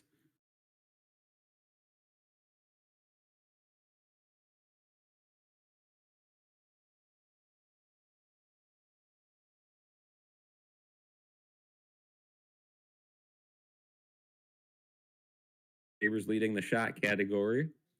Up to 35 likes. Come on, guys. 5 more. We got this. Sidney Crosby makes it 3-2. Let's verify that real quick. Thanks, Elijah, for the update. See if that is indeed correct. It is not. Never trust Elijah. Sometimes he's sneaking in some predictions instead of facts. So it's still 2-2 in that game. Hopefully, Sidney Crosby. Is he playing? Let's see. He is, okay. So Crosby was dealing with that injury post Olympic break and then re-injured himself. An overtime win they had a couple of games back. Your baseball team is the Mets. Not a fun time, as much as it should be. You would think the Mets would be the best team in the league or the second best with the amount of money they spend, but they have a analytics GM and a billionaire owner. The two kind of contradict each other and has not worked out. So hopefully they can get it together. 3-3 on the season. But Senators power play. They win the draw. Stützle along the far boards. Greenway, Tuck, Atza, Samuelson out there. Cousins takes a shot. That one right into the chest of UPL. He'll hold on to that one. Only 11 seconds off the power play. We'll have another face-off.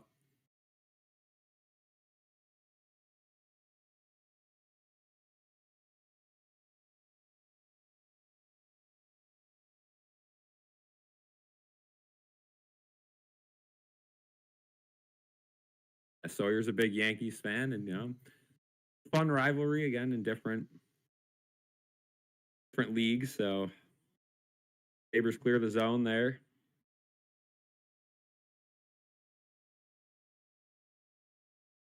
Spence will carry it up ice for the Senators.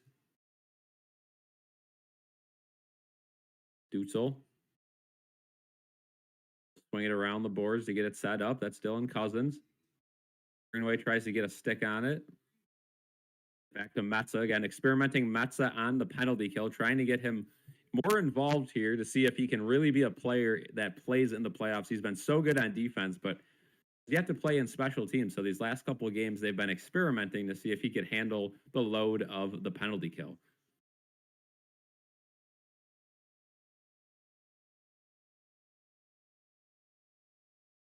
Below the net, Malenstein chopping away at it, but Senators got to be able to get it to the other point.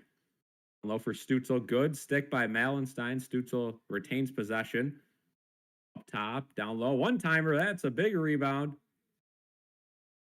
Cousins with the look, but Benson able to clear the zone. That was a 90-mile-an-hour shot by Cousins. 35 seconds to go on this power play. We got a whistle. That off the mask of UPL it was, so that's why they blew it. I thought I heard a whistle, but they continued play for a couple more seconds. A Cousins shot right off the mask. UPL immediately waved down the referee. That would explain the big rebound.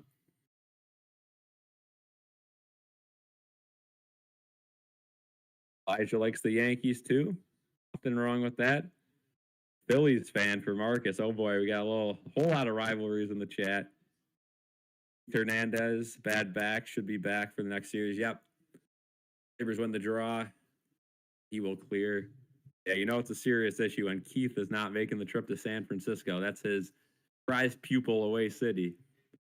Hometown. Hopefully he's all good. Sabres clear the zone again. 15 seconds to go on the penalty kill for the Sabres. 7:10 to go in the second period. With 5 seconds in a shot off UPL's pad, blockered away. Even strength, but Senators have it set up now. Good block by Greenway. There's a shot over the net. Samuelson tries to clear. Dropped his stick, but was able to use his body. They say it stays onside. There's another shot, goes wide. Sabres got some tired legs out there. Find a way outside the zone. Greenway gets collided with, sandwiched along the boards. Looks like he's all good. Again, got to watch him coming back from an injury. Good step up by McLeod, but Thompson for the Senators able to keep it in, and they have it set up here. This is a dangerous situation. Greenway is the one without a stick now. There's a shot blocked in front by Metza. The ref takes out, I think that is the other Cousins, but it's back to the point, and the Senators have the Sabres kind of lifeless here. Tuck gets a stick on it. Now Greenway tries to shovel it out with his hand and missed. One of the funkiest plays I've seen in quite some time. Greenway had a clearing opportunity without a stick and just dove to the ground and tried to hit it with his hand instead of just kicking it, and completely missed the puck. So it's still going to be pinned in by the Senators. This is just a disaster waiting to happen for the Sabres. Slap shot from Zub, blocked in front, never made it. UPL, but held in the zone. Senators rotating it around, back to Zub again. Up top, back to the point to Zub.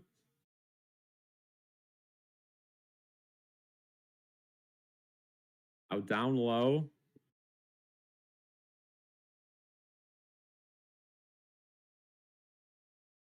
The point shot blocked again by Greenway. He's feeling that one. And he gets it out. Now Tuck's going to have a breakaway chance if he has enough speed. He's out of gas. A backhand opportunity. A flubber on net. Wipes out, but he did enough to get the Sabres a change. There's fresh legs out there as well. Stutzel back to the point. There's a shot. It's bouncing around in front of the net. Whistle down, held on to, and Krebs is getting into it. Shoving in front of the net. And Dahlin dealing with Amadio. And Nick Cousins was the one getting into it with Peyton Krebs. We'll head to a commercial. What a defensive stand by the Sabres. Couple of huge blocks by Greenway. And Tuck with a nice clearing effort to get the Sabres out of that jam. Sawyer, I don't know what that was. Elijah, I saw that. No more Philly in the NLL. Bandits play tomorrow night. They're on quite the hot streak. Short AHL team is the Amherst, Rochester. Not, too inclined with the AHL, but I'll keep up with them. Wins, losses, look at the stats, but don't get the channel to watch them. I think they're on like Flow Hockey. They used to be on TV. Then they had a couple MSG games. Now it's kind of only playoffs televised here in Buffalo.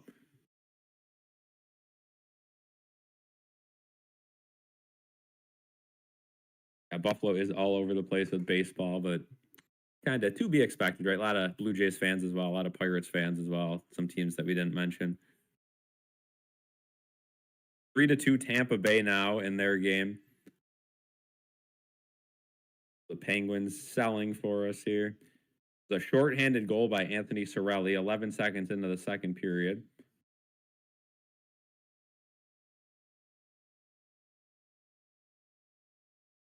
Montreal up 2-0 against the Rangers. So the Atlantic Division, the top of it at least, having a good night so far. You would expect the Canadiens to beat the Rangers, though. Rangers bottom of the East right now.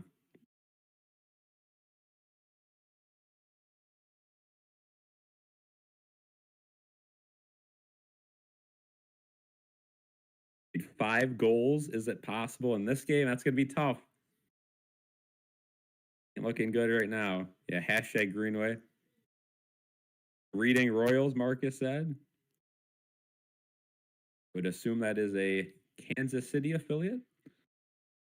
Elijah's a big Wilkes-Barre Scranton fan. Of course, that is a Yankees affiliate. Down there near New York City. Near the metro area there of Pennsylvania, New Jersey, and New York City.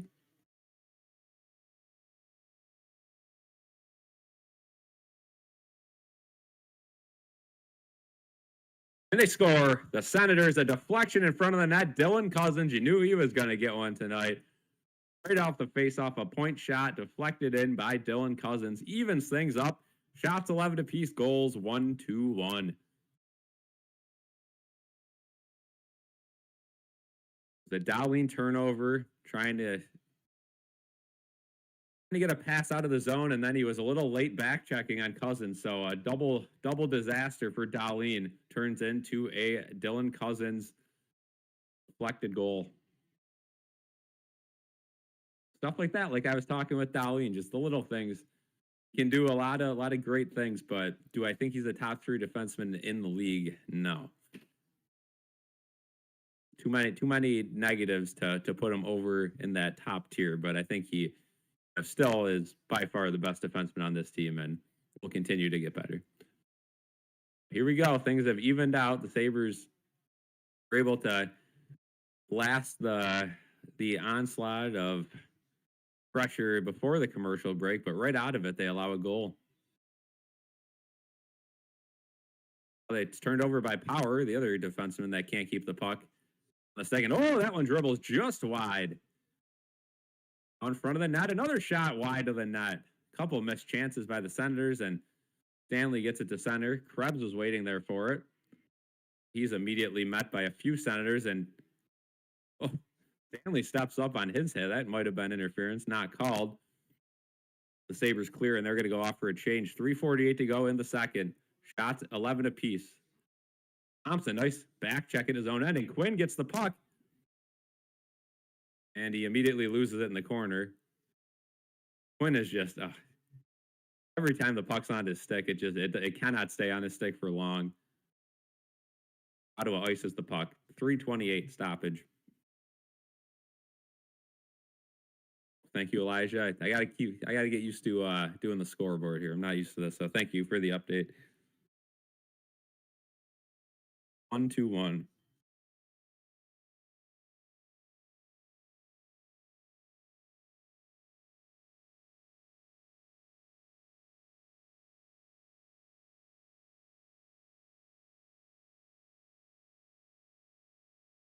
Allen swings it around. Zucker. His pass gloved down by Stutzel, and he's going to chuck one all the way up.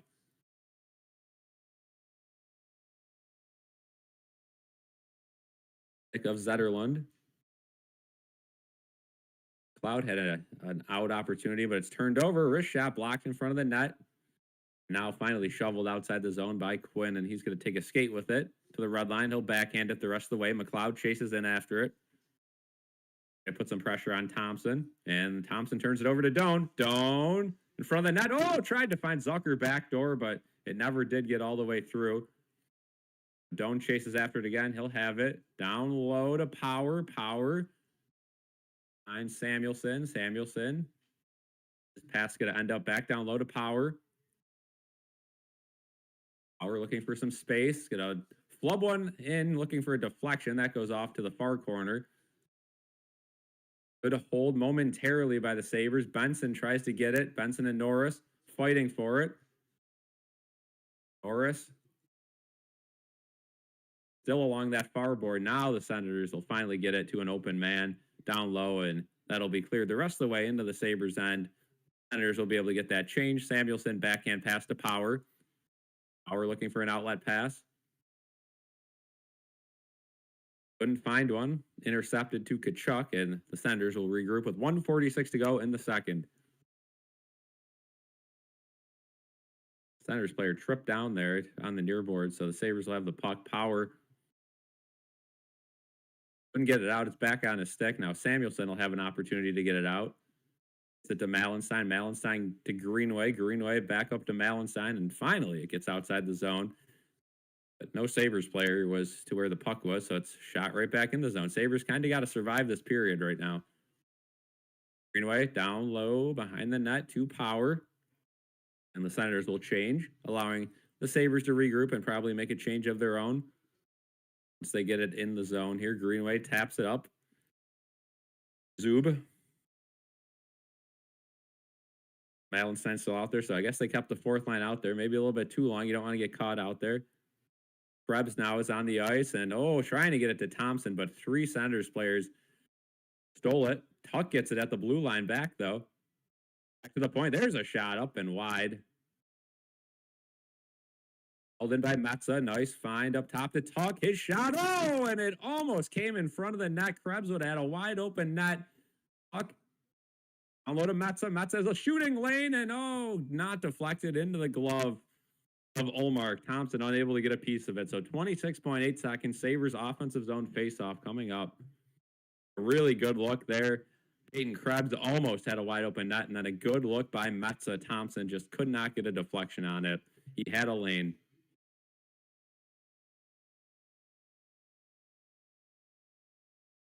For the Red Wings, okay. Yeah, Jason, goals have been scored.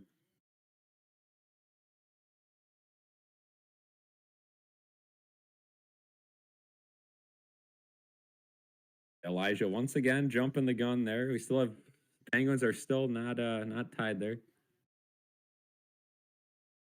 Sabres won the draw. Backhanded into the corner. Quinn. Zucker. Zucker loses it, but it's held in. Dahlin gets a shot on net. Olmark able to fend that one off in front of the net to the point. Byram slap shot, and oh my goodness, what a save by Olmark. He came out and challenged that one. 2 seconds to go in the period. That'll do it. An 89-mile-an-hour slap shot from Byram, point blank, and now we got some pushing and shoving. Tkachuk going after Quinn. Really a tough guy move there. Zucker into hiding behind Quinn. Zucker and Tkachuk getting at it. Talking, the refs are all over this one, but this could spark something for the start of the third period. We'll see which line Lindy Ruff puts out there. We take another look at that open look by Byram, and Olmark all over that one. What a save. It'll be a fun third period. We'll see if the Sabres can clinch the playoffs or not. 1-1 as we enter the second intermission.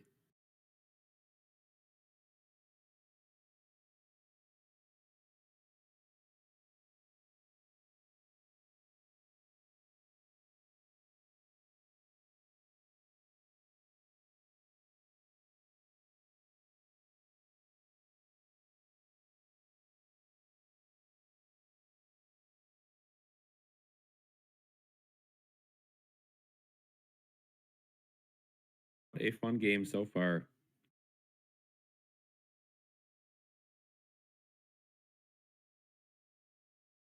Yeah, 36 likes right now. Let's get 4 more likes before the start of the third. Get up to 40 likes.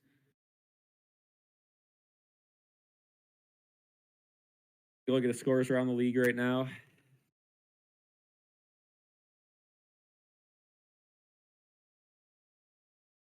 At 4-1, Carolina over Columbus. 2-1, Florida over Boston. 2-1, Detroit over Flyers. Still 2-0, Montreal over the Rangers. 3-2, Tampa still. 3-2, Devils still. Dallas up 2-0 on Winnipeg, who somehow are near a playoff spot. Vancouver up 2-1 against Minnesota.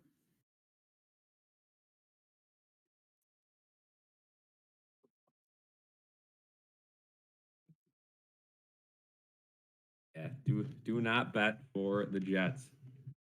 Donald is joining us here. You guys will be able to see him in a second. Let's see. I think I have to hit the button here.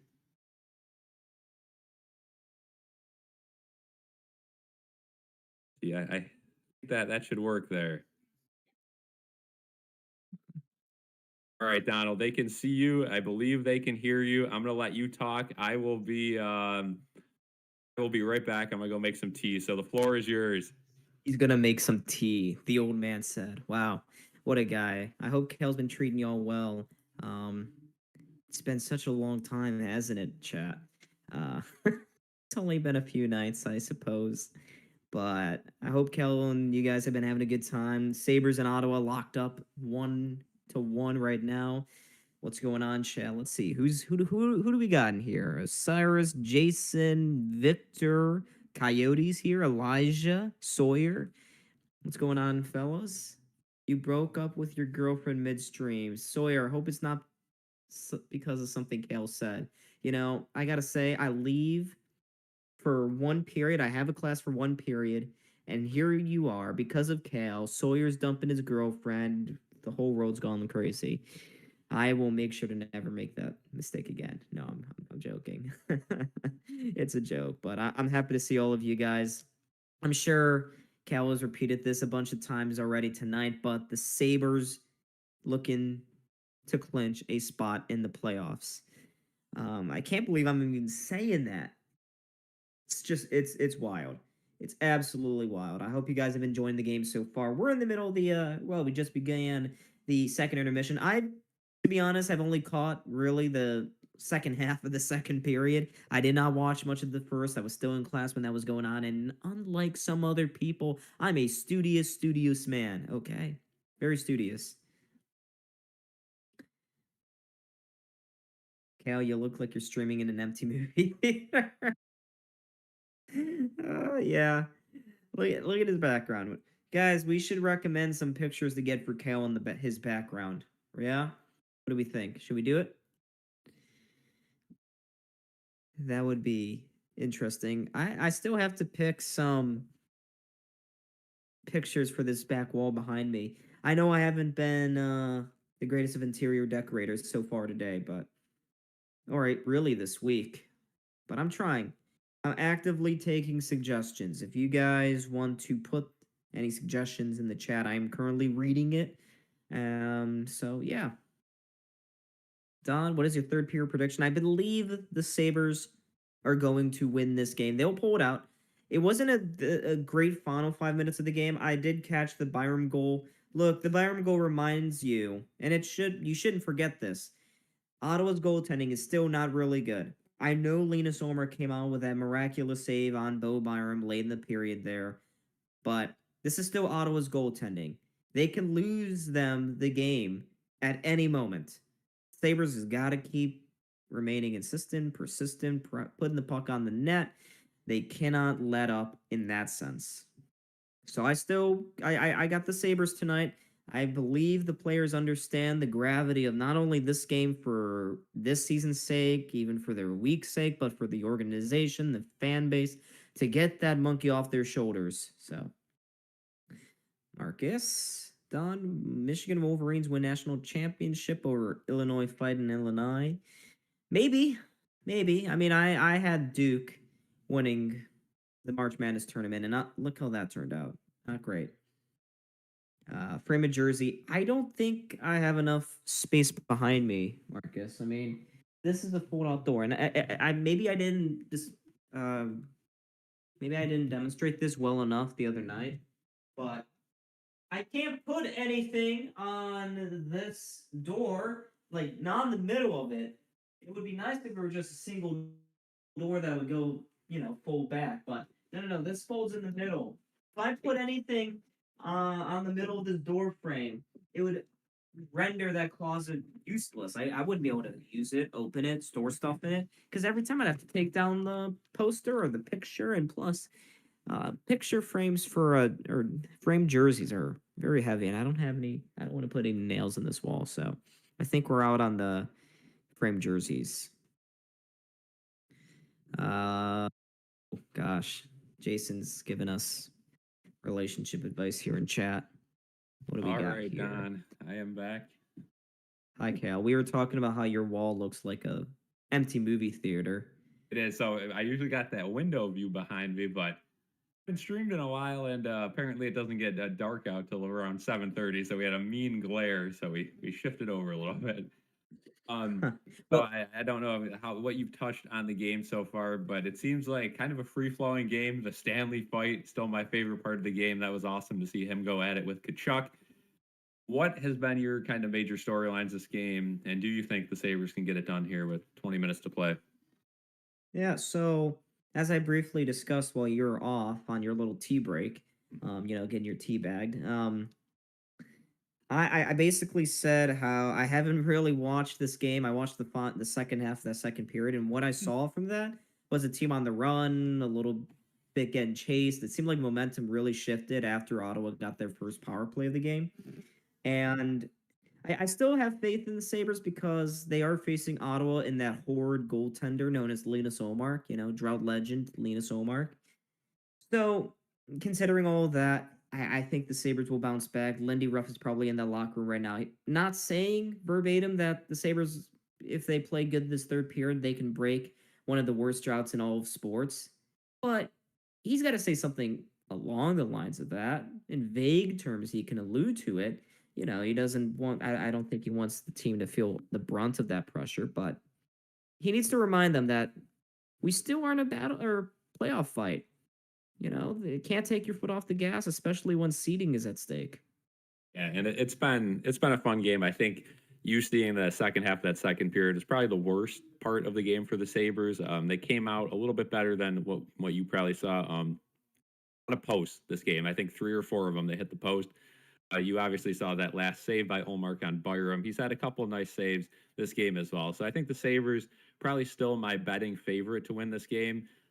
A lot on the line for Ottawa, though, as we look at the standings. We look at some of those teams that need wins not winning right now. Columbus, the Flyers are in a close game as well. The Senators absolutely have to win this game. The Sabres don't have to win it, but it would be very nice to win it, and the motivation is there for the Sabres. So, do you think who do you think has more pressure right now? The Sabres, who 14 years no playoffs tonight, they could get it done, or an Ottawa team that desperately needs at least a point to stay alive? Oh, it's undoubtedly Ottawa. Ottawa's fighting for their lives. Their season could end here really soon, and they're still in a good spot. They control their own destiny, so it's absolutely Ottawa. I know there's the whole playoff thing, but we gotta understand Ottawa may not even be in the dance. The Sabres, more likely than not, and actually, in fact, it's more like 99.99% chance that we get in the playoffs. So definitely on Ottawa. They're also on home ice too, and they're chasing in the playoff fight. It's with them. Yeah, this game it feels weird, right? To be sitting here, like I was saying earlier in stream, it feels weird to be April. We're sitting here not only, worrying about playoffs, but we're worrying about seeding. We're worrying about, clinching, which is something me and you were not really at a stage of life where we remember clinching the last time. It's just an incredible feeling. And I compared it to kind of that first Bills playoff game, of course. And even, I said, even if it ends up like that first Bills playoff game where it's a disappointment, it's still going to be a lot of fun to go through the playoff process, the series, the party in the plaza. There's a lot of fun that comes with it, even if we don't end up winning. This is a team that can win. And if they get on that roll, if they get everyone healthy in time for the playoffs, Sam Carrick week to week, but available potentially for the playoffs. So you might have a full team going into the playoffs, which would be nice. How to avoid injuries the rest of the way in the regular season, though. That'd be the Buffalo way, right? They just kind of collapse at the end and everything, starts unfolding. But hopefully they can stay together. And a win tonight would certainly set them up for a one-way view towards the end of the season, right? If they win tonight, they know they're in the playoffs. The only thing they care about is number one in the division. Can they do it? They lose tonight. They got That's that lingering cloud above them. Oh, we're 1 point away. That magic number will probably drop to one, and they're still going to have to fight a couple more games in order to clinch. So it'd be nice to clinch and just kind of take a sigh of relief for the first time in 14 years. Yeah, that's absolutely true. I'm sure they're looking forward to that. But again, we just need one more win in 8 games.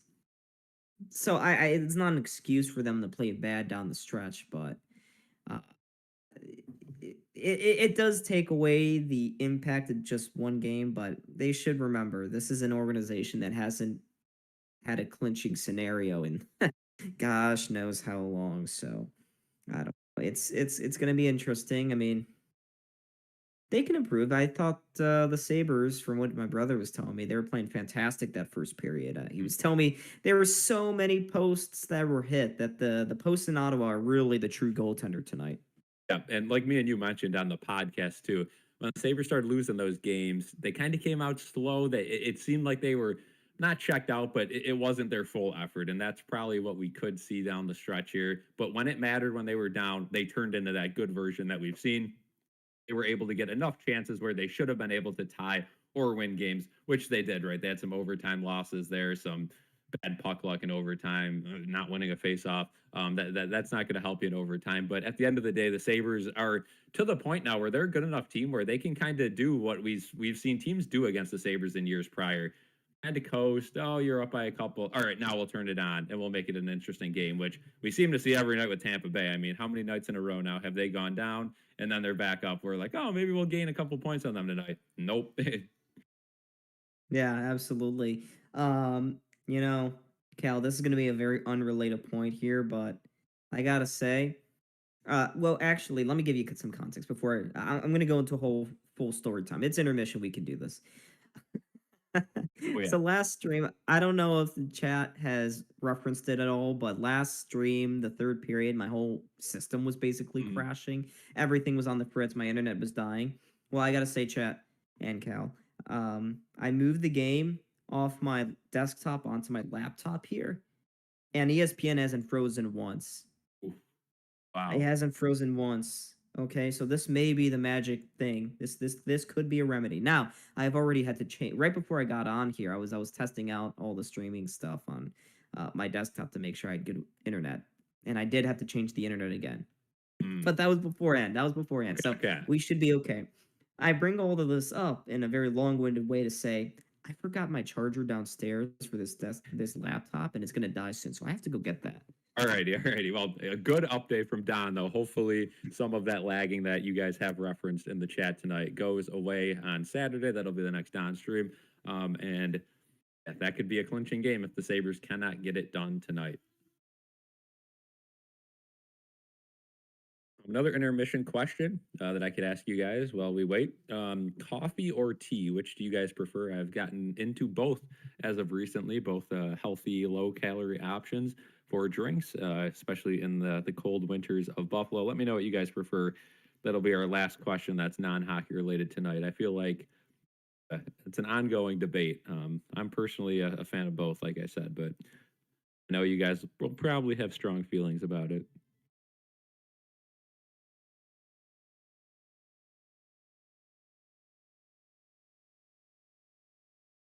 Stu's back. Oh, yeah. I brought a beer with me. Look at that. And Don is fully prepared for the third period. Sawyer said, Don, $3,000 for a new desktop will serve you well. 3,000. That's more money. That's pretty close to what I have in the bank right now, Sawyer. So can we crowdsource that? Can we crowdsource? Don, what would you say, Can we? coffee or tea? We're having this debate in the chat. Jaden says coffee, but don't sleep on tea. Marcus says neither. Sawyer, big water fan. And Elijah wants to know if we've tried the Buffalo Bills ice cap at Tim Hortons. I have not. Well, we got a wide array of options here. I'm more of a tea guy versus coffee. Um, I went over spring break the one time to Peru, and let me tell you, their tea was some of the best I've ever had. Doesn't even come, or U.S. tea doesn't come close to that. But I'd still prefer tea. Tea's it's more soothing. Anytime I'm sick, I always drink tea. So coffee, I don't like caffeine, and yet I Yeah. drink Coke. But I don't like coffee. Coffee, it Yeah. doesn't taste good. I've been on the coffee in the morning, tea at night trend. Whose jersey are you wearing? I have a JJ Paterka jersey on. It's my only royal blue regular jersey, so I figured I'd wear this one. And on stream, you can't tell who it is, right? So it doesn't matter if they play for the team anymore. But yeah, wide array of jerseys. Got a Skinner one, two Paterka ones, Tyler Myers, an Eichel one. Um, I keep forgetting who else, but there's a Thompson, Darlene. Yeah, a lot of jerseys to rotate through. I know Don has a Matt Tennyson signed jersey that he just refuses to show on stream. One day.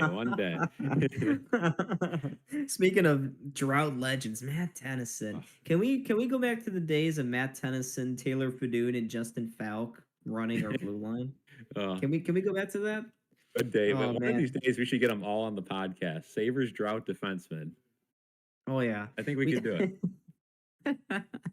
Oh yeah, for sure. Kel, do you still have classes tomorrow? No, so I Fridays I do not have class. I only have a Tuesday, Thursday. So Fridays I have a little trip to West Virginia to watch Slade's game. So we'll be bussing down there, a little weekend trip. But Nice. no Are you classes. sorry, are you driving?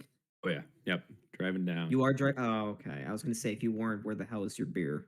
Oh yeah, no, we gotta be uh, straight edge tonight watching this third period, but we'll be celebrating and nothing will get me more hyped up than a Sabres playoff clincher here. So I don't know how far behind you're gonna be, so I apologize if I spoil anything here. Where it looks like we're Fine. okay, we're getting going here at the third period. They're showing Samuelson sticking a smelling salt far up his nostrils on the bench, getting ready to go here for the third. It looks like I'm about, let's say, 5 seconds. About 5 seconds. So It's not not too bad bad at of a all. difference. Yeah, it's Look at actually that. pretty good for what we usually get. I mean, I'm looking at a shot here of Samuelson peering at his stick there. Now we got Dylan Cousins on the screen. Okay, yeah, that's not bad. Okay, we got Craig versus Norris on the face-off. Former Senator Josh Norris. Ooh, Our Polish Sabres, donuts. Dylan Cousins out there. And Senators win the draw. They will clear it into the Sabres end. Retrieved by Owen Power, who once again almost loses it along his own boards. Now he does to Tkachuk. How many times do we see Power just lose the puck on the boards? Anyway, clear back the other way. Power brings in the offensive zone. Can't do much with it, but he leaves it for Doan. Doan behind the net. Benson chases after it. Unfortunately, the ice being as slick as it is to start this period, he was unable to track that one down. He finds himself on one knee now trying to dig the puck out of the jam. Power, nice step up. Again, a little more offensive minded. His pass to the middle of the ice goes nowhere. Now we got to chase one-on-one back the other way. Good stick by Byram to slow down that rush. And Doan will recover behind the net. Doan. Hogged there. Power swinging it Did you just around say to mugged? Thompson. Oh, yeah. Is that what we're doing now? Oh, yeah. Hogging it out in the corner. Back to a defensive end. Giroux up top. Giroux over the red line. Oh, nice little spin move around Thompson. Here we go. 4-on-3 abbreviated. Half spin move back to the point. Zub. Down low. Both points. That shot goes wide. Now the Sabres will have a good look up by Krebs if he wanted. Instead, he's going to pin it along. That's not going to work out too well for him. Back to the other corner to Dahlin, who leaves it for Thompson. Both teams will reset. Both teams will change. Thompson, right next to UPL. He'll leave it, go off to the bench for Matthias Samuelsson. Kind of a slow start to the period. Yeah, definitely. Deflected into the corner. There's a weird angle shot off the side of the net by Quinn. Able to regain possession. Tim Stutzel brings it up. Stutzel.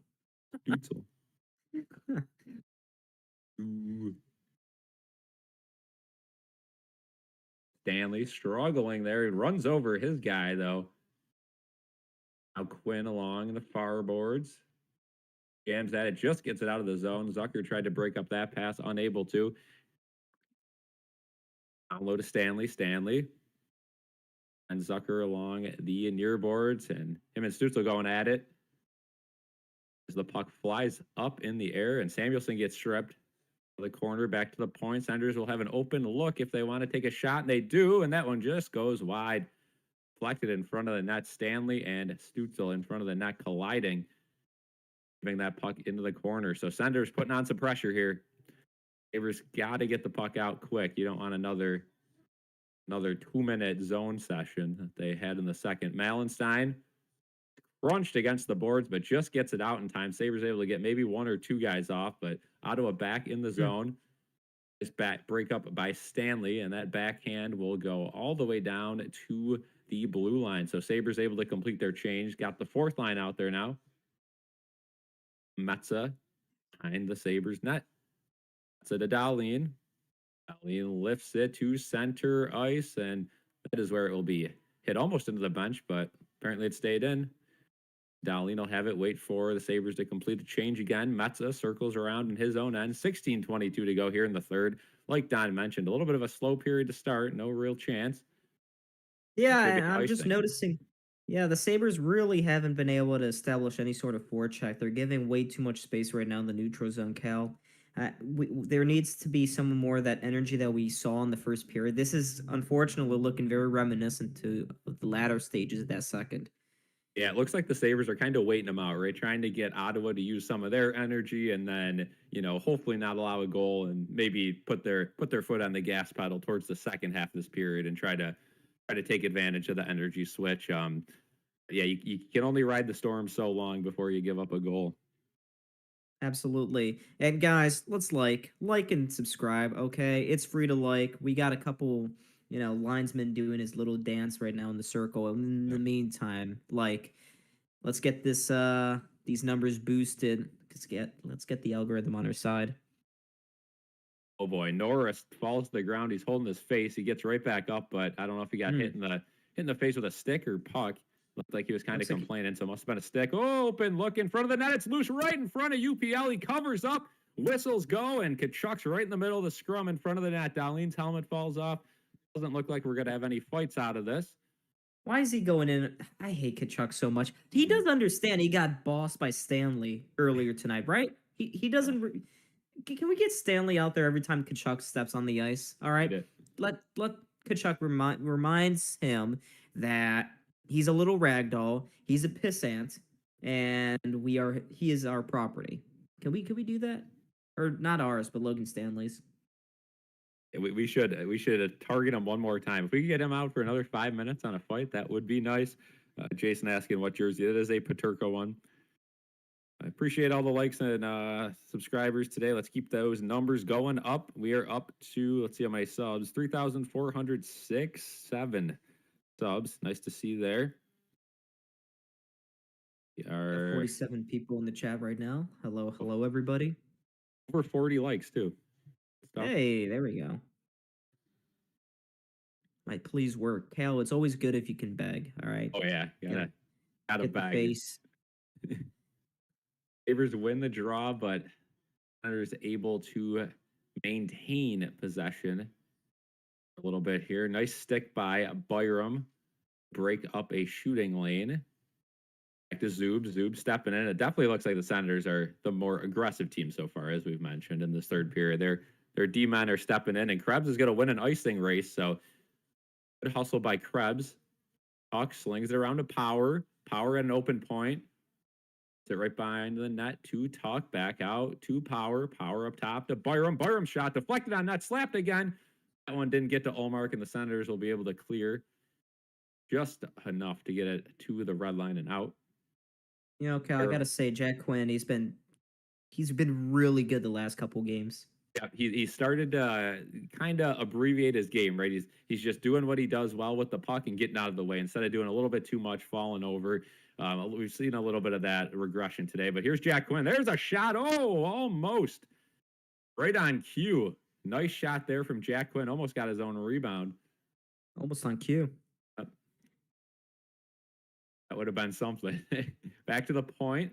Sabres keep it in. McLeod along the far boards. Oh, there's a shot. That one slapped loose in front of the net again, and this one covered up by Olmark. So Sabres finally a little bit of life here in the third period. Shots 18-14.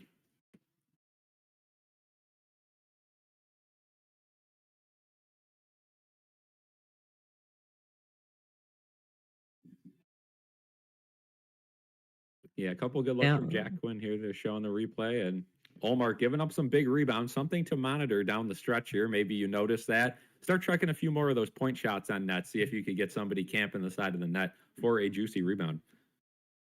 Absolutely. And I mean, again, the Sabres are just not following up enough. They're a step behind right now as compared to Senators players. You know, they got to start winning some faceoffs, control the puck a little bit more. That's when they thrive. Teams with the puck control the game, control the flow. That's what they need to do. Face-off win and a nice aggressive play by Dahlin, but now the Senators bring it back up. Cousins charging the net. His shot, oh, held on to by UPL, and Senators player ended up face first in the Sabres net after that play.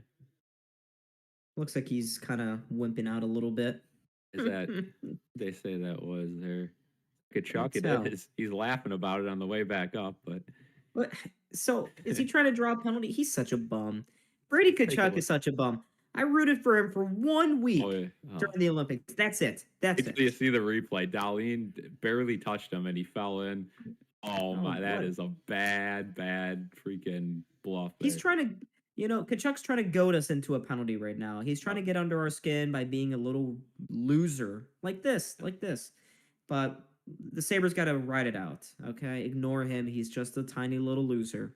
Chuck did already draw a penalty today, Benson. It was all over him. And the Senators score right off the face-off. A point shot deflected in. UPL did not see that one coming, and the Senators take the lead 2-1.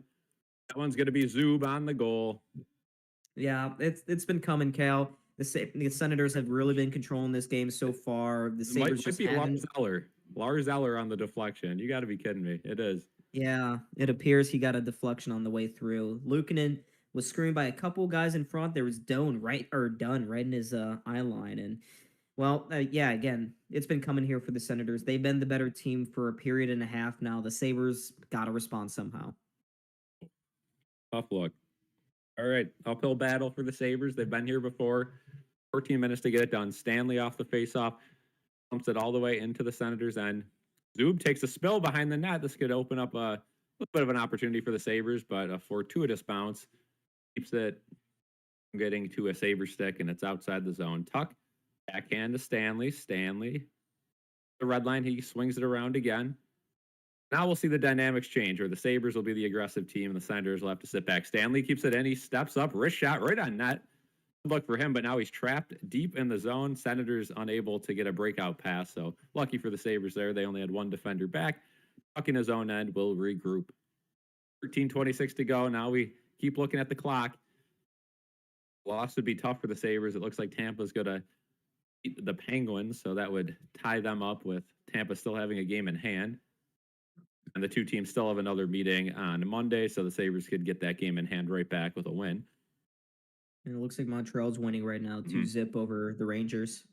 Montreal is going to sneak into the top two. I think they are red hot right now. So is Tampa and us, but we're trying to keep it in, but he can. He's just kind of one hand willy-nilly in it at the blue line. That's not going to work. Zucker trying to force a turnover, and he gets it all the way in to Senators' end. Good hustle. Sabres can't keep the puck in the zone, though. Ottawa will be able to make a wholesale change, and Sabres will do the same as McLeod turns back and pass it to Doan. It's battling 1-on-5 now. I need to see more from McLeod. He's been really silent the last 10 games. Him and Norris. Although Norris did have a couple assists the other night.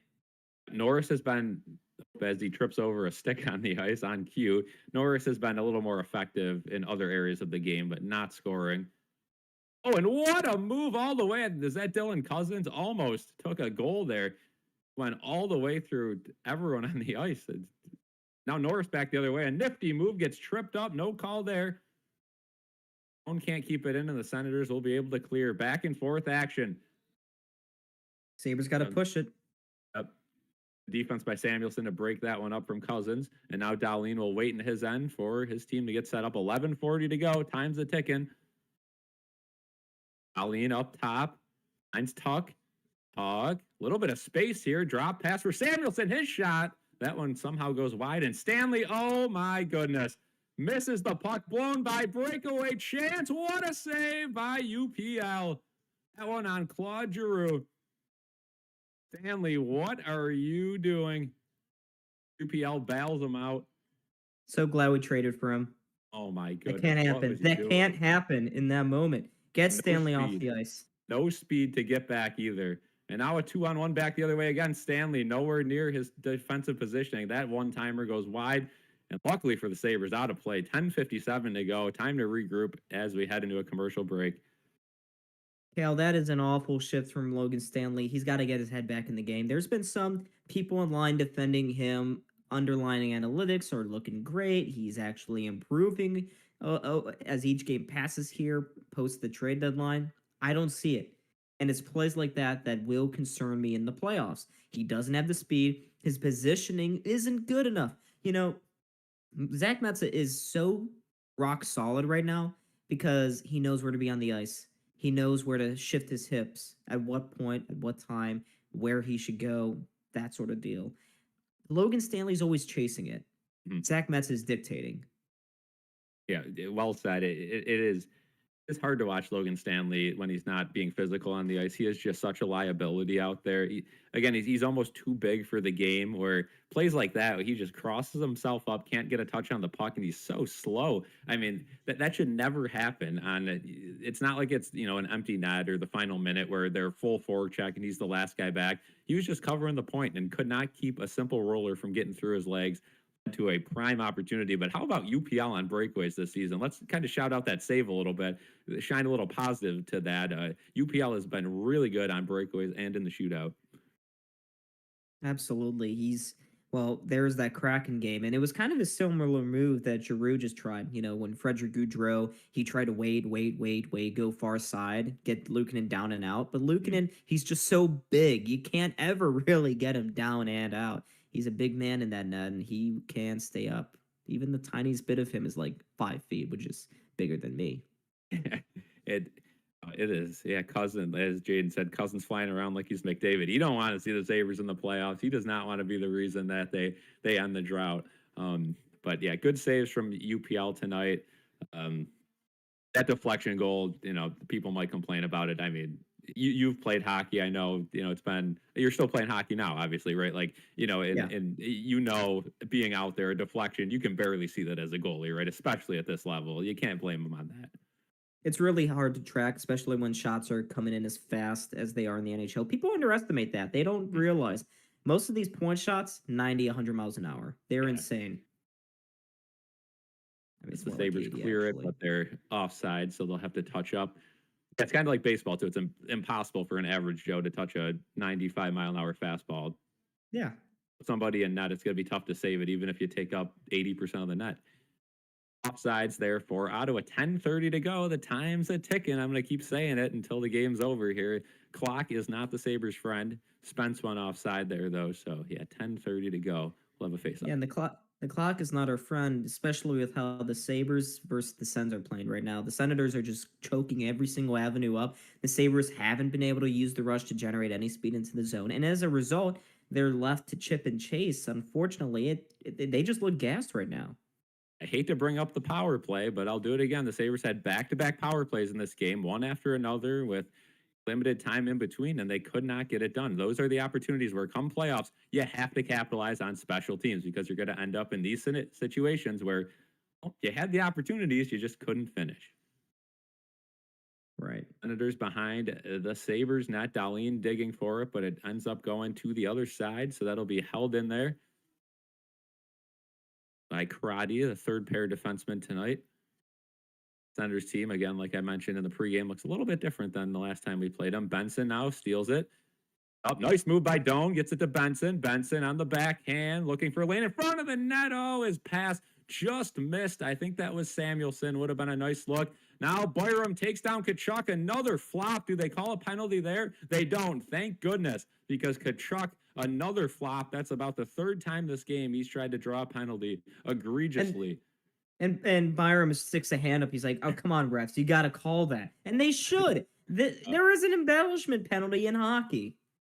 Usually you see that when it's offsetting penalties, they'll call the guy for a trip and then call the embellishment. 4-on-4 hockey, maybe that would help the Sabres right now because 5-on-5, not looking good. Now power behind the net. It's going to start skating it up, and we're seeing the Sabres D-men really stepping it up here in these last few moments. So, they're got their full pressure on, and they're still not really able to generate any offense. Cloud behind his own net again. The Sabres just, like you keep saying this season, struggling with the breakouts. Power steps up, backhand to the corner. Age immediately pinned, has no space to work with it, and the Senators back the other way. So it's just kind of the same thing, rinse and repeat. UPL's to come way out of his net, gets it to Zucker. Zucker handles that one cleanly. The Sabres are going to be changing. Thompson, he can't touch that one. Almost too many men. Aline gets a turnover. Pass it up to Norris. Norris with some speed. Now he's going to come in, takes a shot. Oh, good save by Olmark to close the 5-hole there last minute. Oh, and Zucker had Dahlin in front of the net. Couldn't find him. Another cross crease pass. If it would have got to Quinn, he would have had a chance. Dahlin keeps it in. Down low to Quinn. Quinn has to find a lane. Skates it back to the point. He's going to take a shot, but it's blocked. Never really had a lane there. I don't know why he shot it. Not enough for icing back the other way. The UPL will touch it to Quinn. 7:59. Clock's moving quick. Quinn gets it up to Norris again. Norris has had some success on that near board side. He's had some space. His pass inside to Metza doesn't find a stick, and Stutzel will be able to skate it away from Zucker. Sabres line's been out there a while. That was a good shift. First good shift in a couple minutes. To generate some pressure, and shout out to the D-men there too. Power and Dahlin were very involved offensively. They're keeping the puck in the zone, but there's a giveaway by Benson. Wide open look in front, and UPL comes down with that one. Stops the clock, 7:25, headed to commercial. Sabres a little bit of offense, but we're going to end that shift with a little bit of defense. So we have to understand this, and Benson has been the culprit a couple times this season. Not often, but puck's got to get up and out, especially when a team like Ottawa is going to be crashing down on you hard against the boards. That puck's just got to get out. When you're within 4 feet of that blue line, up and out. Get away. Go away. Let's take a look at the chat, shall we, Joe? We will be in the playoffs. I mean, the Sabres probably have players over 14 years. Yeah, exactly. Kale, JJ Paterka, jersey number is 77. Oh yeah, Did you know that? I did. We got it on Yeah. the sleeve there. It's tough. I mean, Ottawa, this is what they do at their best. They grind you out, they suffocate you up in your own zone, and all you have to do is just flip it out the center and fight the pressure again because you just can't get out in time.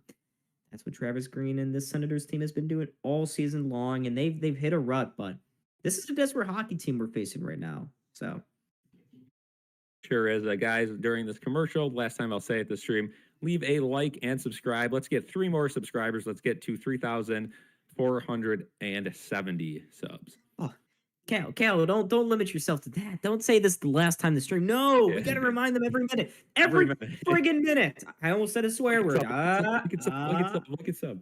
No, but 58 people. Come on. Let's go Sabres. Hopefully the Sabres can find a little bit of a spark of energy. I know whether they're drinking my tea on the bench or your beverage of choice on the bench, something's got to get them going, hopefully, for this final stretch.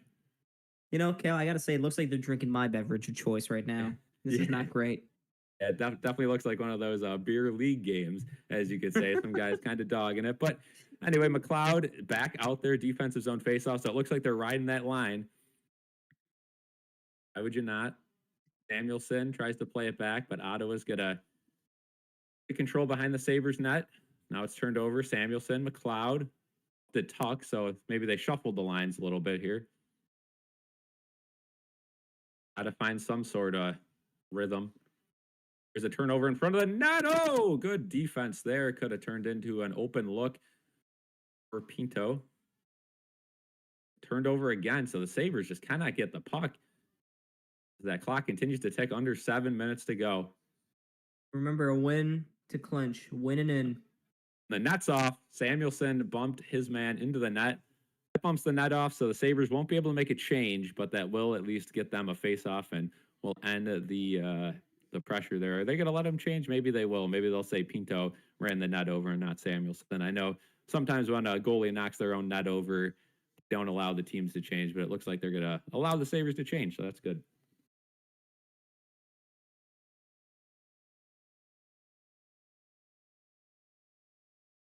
I need the Sabres to put on more pressure here. This is just not good enough.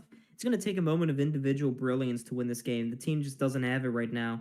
And it's not like they have an easy game, Cal. On Saturday, they go to Washington. That's another team playing for their absolute lives. And speaking of Washington, I wonder how they're doing right now. Are they were losing.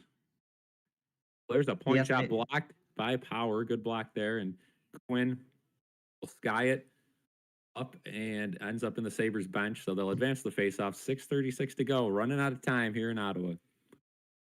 Yeah, Washington is losing 4-2 right now in New Jersey. So that would be a brutal loss for that team.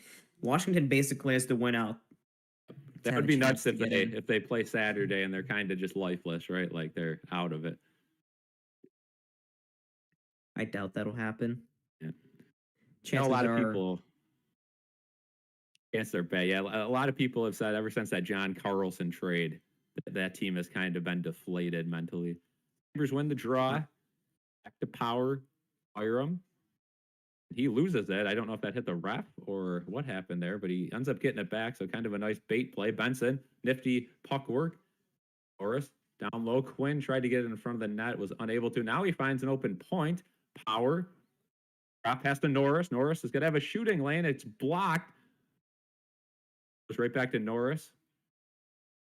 Power gets a shot on, and it's held onto by Olmark, and that is going to be Dylan Cousins, and he is really injured after that blocked shot. He's going Norris straight caught back him. to the room.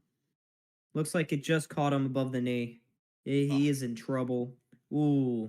And he's had a great game. At first, but definitely the knee. Oh. Yeah, that's not looking good for him. He's really favoring that left leg. It didn't look like a hard enough shot to break a kneecap or anything, so maybe just an awkward area. I mean, that's not going to really do ligament damage. No, he blocked it with the outside of his leg, and there's no padding out there. So, and Mm, it's a really sensitive spot. Those can sting for a while. mm. He's lucky it wasn't a slap shot. Yeah, just a nice little wrister there. It wasn't a super hard shot, but I definitely wouldn't want to be on the receiving end of that block shot. And we could see Dylan Cousins probably going to be out for the rest of the game. With only 5 minutes to go. Thompson in the corner. Jason, Who will get so the Sabres sweet. tying goal? It was Krebs the other night. Krebs had the game winning goal, I guess you could say, even though it ended up not being because Islanders scored with a second left in the last game. Who will be the hero tonight? Samuelson behind his own end, getting pressured. He's going to end up having to give the puck to Dahlin. Samuelson wanted a penalty, didn't get one. Puck Yeah. brings it up top, and the Senators just able to form this wall at the blue line. The Sabres really having trouble getting anything going past the neutral zone. Dahlin skating it up now. He'll try his hand at it. He's just going to dump and chase it, and that might be the answer. But the Sabres really don't have the guy to go dig it out of the corner on this team. To the point of Not right Byram. now. Back to Well, we Quinn. have Quinn, nice little move around one. Back to the point. A ripper there. That one's blockered away. More danger chances I'm getting excited about because it's been the only chances the Sabres have had. And there goes Quinn to the ground. No tripping penalty. The that's graphics person put the delayed penalty on and one too many passes again for the Sabres. that's And it's going to be a 2-on-1 back the other way. Backhand pass too far. So no immediate threat of danger for Sabres, but the that, graphics person put the delayed penalty on. They thought for sure the Sabres were headed to a power play. Now a wrist shot, and that one goes wide. Nice stick there. Sabres that's have to hold ridiculous. up defensively. How the hell does Quinn not draw a penalty for that? That's unbelievable. He obviously got the stick between the legs of Jack Quinn there, the Senator player. Oh, a shot deflected out of play. 4-14 will head to commercial probably for one last time. Lindy Ruff not looking too happy on the bench, and I don't understand. There was probably a missed cross-checking penalty against the Sabres moments before that trip, but that trip was clear and obvious. Cannot believe that was not a penalty. Yeah, I don't, I don't get it. I mean, the Sabres. I mean, Jack Quinn is going down along the boards. He's got a lane to the net, and the guy just sticks his. Even the Senator, he expected the whistle to be blowing there. You could tell from his body language, he also thought that was going to be a penalty. It says the Flyers scored a goal. Okay. Keep in mind, if the Flyers win and Carolina wins, we all only need 1 point. Montreal only up 3-2 right now. The monitor against the Rangers. Tampa still up You know, 4-2. it's They look good. the Rangers have just scored. Wow, It's they've 2-2. tied it. It's a tied game in New York. Yep. Oh my goodness. Yep, they're. Yep. Oh, did you say And 2-2? Caulfield just scored to make it 3-2. Then 3-2 yep, just Montreal. updated. Hmm. They scored literally 50 seconds. That's Montreal. God damn Yeah, it. yeah. I hate Montreal so much. They are so high in talent. They have 5 guys, and that's it. Their depth doesn't score. Their defense outside of Lane Hudson doesn't really score. They're just 5 guys that go out there and be superstars, and it works. It works. Very well could be who the Sabres see in the first round after a full year of dominance. The Sabres could end up having to play Montreal. What a dumb playoff system, right? I mean, we see that in I the know. West with Minnesota and Dallas. Like, they got to switch it to the 1-8. I don't know.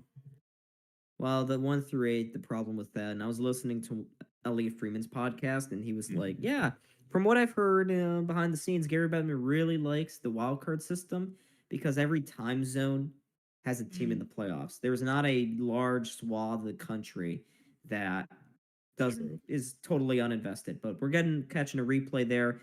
Fabian Zetterlund, you could tell he knew there should have been a penalty there, You throw but your somehow hands up, you know you are guilty and you're trying to sell it. And he knew he was guilty and was probably shocked in his head that he was not headed to the box. But anyway, just over 4 minutes to go here. Defensive zone draw. Sabres need a goal. Well, they finally yeah, won a face-off. That'll at least get the party started. Detroit with a Power. huge boost. Back past to Tage. He's going to do the dump and chase. Seems to be the only way the Sabres are generating any momentum. There's a pass in front of the net that gets deflected. Sabres have become a little predictable this game. That the only offense they're going for, they're dumping, chasing, getting to the corner, and they're just trying to feed it to the middle. And the Senators have just blocked every single chance in the middle of the ice. Right? You got to start taking some wide angle shots, trying to get rebounds instead of just firing it to the middle and it getting deflected. Byram drop pass to Benson. Benson slips it into Byram. Oh, towards the side of the net. Thompson behind the net trying to get it. It's going to pop out, and the Senators will be able to clear very easily. Power better get back, or that's going to be a chance for Giroux. Giroux thinks better of it and dumps it in. 3:24 to go in the third. UPL to Byram. Tick, tick, tick. Wonder when UPL is going to go. I think it's pretty soon. Byram skating around in his own end. Dylan Cousins all over him, so he's back out there. Good to see. You don't want to see him injured, of course. Byram's pass gets deflected up, and that is Quinn who gets a stick on it, deflected out of play. 3:02 whistle. I think we're going to have an offensive zone faceoff out of that, though. Yeah. The Ottawa player deflected it. Well, actually, they're pointing back at the Sabres. Yeah. So this may come outside the zone here with 3:02 to go. Sabres looking to just get a point. If they can get a goal, force this game to overtime, everything else holds, we're in the playoffs. Yeah, I know a lot of people's reaction to this game if they end up losing is, negative, but I mean, again, we get a bunch of DMs on the page that people are like, "Oh, this team stinks," blah blah blah. Like, come on, like, relax, right? Like, I know we said it on the podcast too, but like, this is one of the best Sabres teams we've seen in quite some time. Let's not complain because they lost a singular game. Like, it happens. This is the best Sabres team in 20 years, guys. Aline down low, Krebs chases after it. Oh, and Dahlin, that probably should have been a tripping call against him. No arms go up. Well, maybe the Sabres get one back there. Oh, and a Sabres player gets taken down in the corner. There, either wrist shot held on to by Olmark, and Krebs cannot believe it. He's throwing his arms up. That was a clear trip in the corner. That's a clear trip. Obvious trip. I can't believe it. In the pocket this game. They have not called the last 4 potential power plays. And if you're a Sabres fan, you probably know the Sabres aren't going to score on the power play anyway, but it'd be nice to have a chance. We're looking at the replay. I mean, that is, he just took his feet from out. How do you not call that? This league is just such a joke. Dahlin throwing his arms up. Like, what are you guys watching? How do you not call it? I mean, he clearly took the legs out from underneath Krebs. Sabres used their timeout. There's one thing, just swallowing your whistle is avoiding, ticky-tacky calls. These aren't ticky-tacky calls. These are obvious trips, obvious holdings. These are what the refs should be calling in the playoffs. They do. They do call these obvious calls, not the ticky-tacky, but the obvious ones. But they're not doing it here tonight. Why? I couldn't tell you. Have no earthly idea. Yeah, Keith says, got to watch out for Vegas. The Senators were favorites coming into this game. I saw on the money line and on the spread. So maybe something to look into there. Maybe they want the Senators to win this game. Maybe a lot of people put underdog money on the Sabres, but it's ridiculous to even think of that because out of all the betting and sports betting going on, you would think the NHL has a micro percentage of that money, like the amount of people that put NBA parlays on, and Vegas probably makes enough money from the NFL season alone, where if they didn't win a singular NHL bet all year long and just gave out money to the people, they'd still be up. Yep. Empty net for the Sabres right after that timeout. Thompson wins the faceoff, but what do you know? It goes right through the defense. This is it. Aline to Quinn. Sabres gotta get a goal to Clinch. Gets stuck behind the net. And Dahlin unable to keep it in. I don't know why he's pinching along the boards there. Wide open net chance. The Senators take the lead 3-1. Empty net goal. I didn't travel up to this one. That was going to be Grieg with his goal to make this game 3-1. And once again, we see the Sabres just zero idea what they're doing with the net pulled. No real zone entry effort, just a dump and chase, and they pin the boards. There's no one in the middle. Just goes right over Dahlin. He can't keep it in, which his whole career he hasn't been able to keep those in. And tough game for Dahlin tonight. Not over yet, I guess, but 3-1. Yeah, it took a really weird bounce off the stanchion in the glass there. But I can't say the Sabres are hard done by this result right now. They didn't put enough on the forecheck. Their usual puck retrieving dogs like Benson and Dillon are really invisible tonight. And folks, if you're saying before the game, I don't know how the Senators could possibly best us in a game of 7, this is how. This is what they do. This is what they've been doing all season long. We got to watch out for them, for everyone else. And it looks like the Sabres are going to pull the goalie again here, Cal.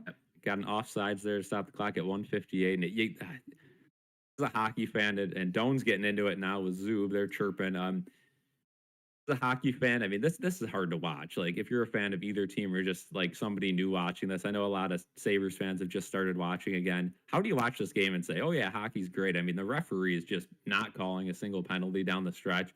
It went both ways. There were a couple of missed calls on Buffalo, a couple of major missed calls that should have went against Ottawa, and they just did not call them. So I don't know how, as a hockey fan, you watch this game and you're happy with the product. An absolute joke of an ending of a game. And if this was a playoff game, I could tell you I'd be fired up. But shrug it off. It doesn't really matter who the Sabres play in the playoffs. Those wild card teams are going to be just as hard as Montreal is going to be if we end up having to play one of them. So yeah, well, the Sabres got to lick their wounds and move on.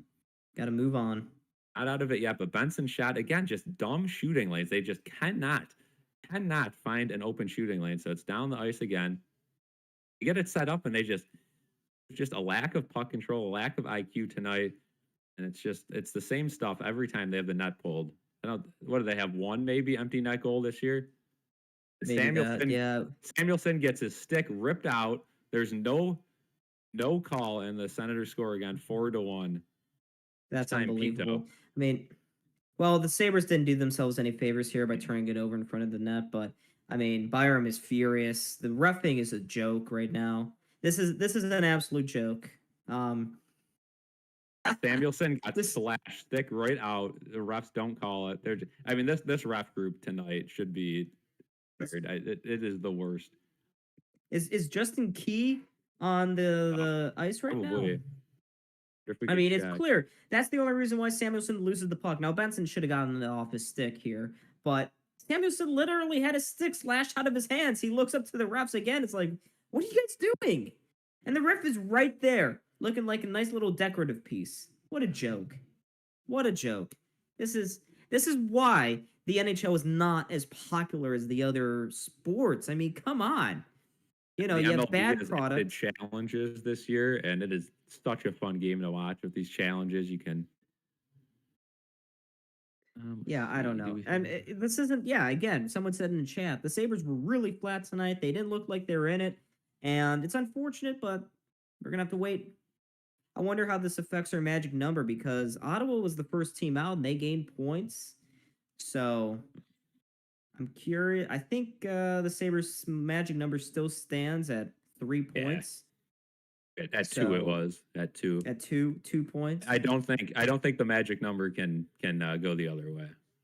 Yeah. But yeah, this wasn't great. Well, actually, I thought it was. Yeah, but the Sabres going to lose this game. We look now to Washington. We'll check the math nerds after the game is over and make sure the Sabres can still win it in on Saturday night if they can. I'll stream that game. Actually, you probably will anyways, but because I know I won't be able to stream Monday since that's on NHL Network. We had a whole rant about that. We'll be live Saturday. I'll probably be in a car ride home, so I don't know if I'll be on intermissions or not. Monday, I will be live with the Tampa game, and games from then on will be streamed as well. 10 seconds to go in this game. It's going to end up being a 4-1 Ottawa win, really a 2-1 Ottawa win with 2 empty net goals. But yeah, Sabres didn't do themselves any favors. Going to lose this one. Not our clinching moment. This Olmark and the Senators stay alive in the playoff race, and maybe this is intentional. Maybe the Sabres are looking to clinch at home. Maybe they're going to go into Washington and say, we'll keep you guys alive too. We want our big moment against Tampa. Who knows? Yeah, maybe. Maybe it's all one big grand conspiracy. But I think the Sabres played a really poor game tonight. Their heads weren't in it from what I've seen for the last period and a half. Ottawa dominated. And it was really unfortunate. The Sabres had a prime opportunity to clinch their first playoff berth in 15 years, but we wait another game. Unfortunate to see. Thank you guys for joining the stream. Again, on the way out, leave a like, subscribe. We'll be back live Saturday. Well, Cal, I got to do So, oh, sorry. I got to do my chat shout outs here before we head out. We got Victor, Sawyer, Marcus, Jason, Elijah, Renzak, Weeping Angel, Dib Keith, Joe, Buffalo Rider, the Resman. Did I say Joe already? I think I said Joe. Jaden was here engaging with us. Jaden, can you just flash your pretty little face on screen before we head out? Uh, I think that's it in terms of chat, Cal. So yeah, Darlene was Sabres. so bad today. Yeah, Yeah, but happens. right now the plan, folks, is that I do plan the stream Saturday night. I'll let you guys know if anything changes in terms of that. Um, but yeah, thank you so much for joining us. Cal, are you gonna stream that Monday game, or are you Oh gonna yeah, we'll sit be that one out? live. Okay. That's a big time game. That is a game that probably will be one for the ages. A chance to either tie the Lightning or take back the lead in the division. We'll see what happens these next couple games. But the Lightning back even now in the division. They have a game in hand, so gonna be a need for a Sabres win there on that Monday game. Yep, playoff seeding still matters, and let's take one more look around the NHL here, Cal. 6-2 Before. Tampa Bay. Montreal won. Detroit beat the Flyers. The Devils are up Wow. 4-2 on the Capitals, and the rest is West Coast stuff. Yep. So is Tampa gonna leapfrog us? Yeah, they're gonna leapfrog us. Tied, And but then point percentage, yeah. yeah, and then Montreal is going to be within 2 points. So things are very tight. And the most important thing for the Sabres right now, as much as playoffs berth, yeah, that's incredibly important. But getting home ice advantage for the first round is equally as important. You do not want to be going to the Bell Center or Tampa for the first two games of any series that the Sabres play in. So that'll be one other storyline to watch here over the final 7 games of this season. Yeah, it's gonna be tough to see who to root for too. Because do we want to play Tampa in the first round, or do we want to play Montreal if we end up being a 2 or 3 seed? That I know a lot of fans would debate with. So if Montreal stays hot and Tampa loses a few more, we could find ourselves against Tampa in the first round. That'll be something. But thank you guys for joining this one, and we will see you guys right here Saturday night against the Capitals. Hopefully that is when we clinch. So we got this new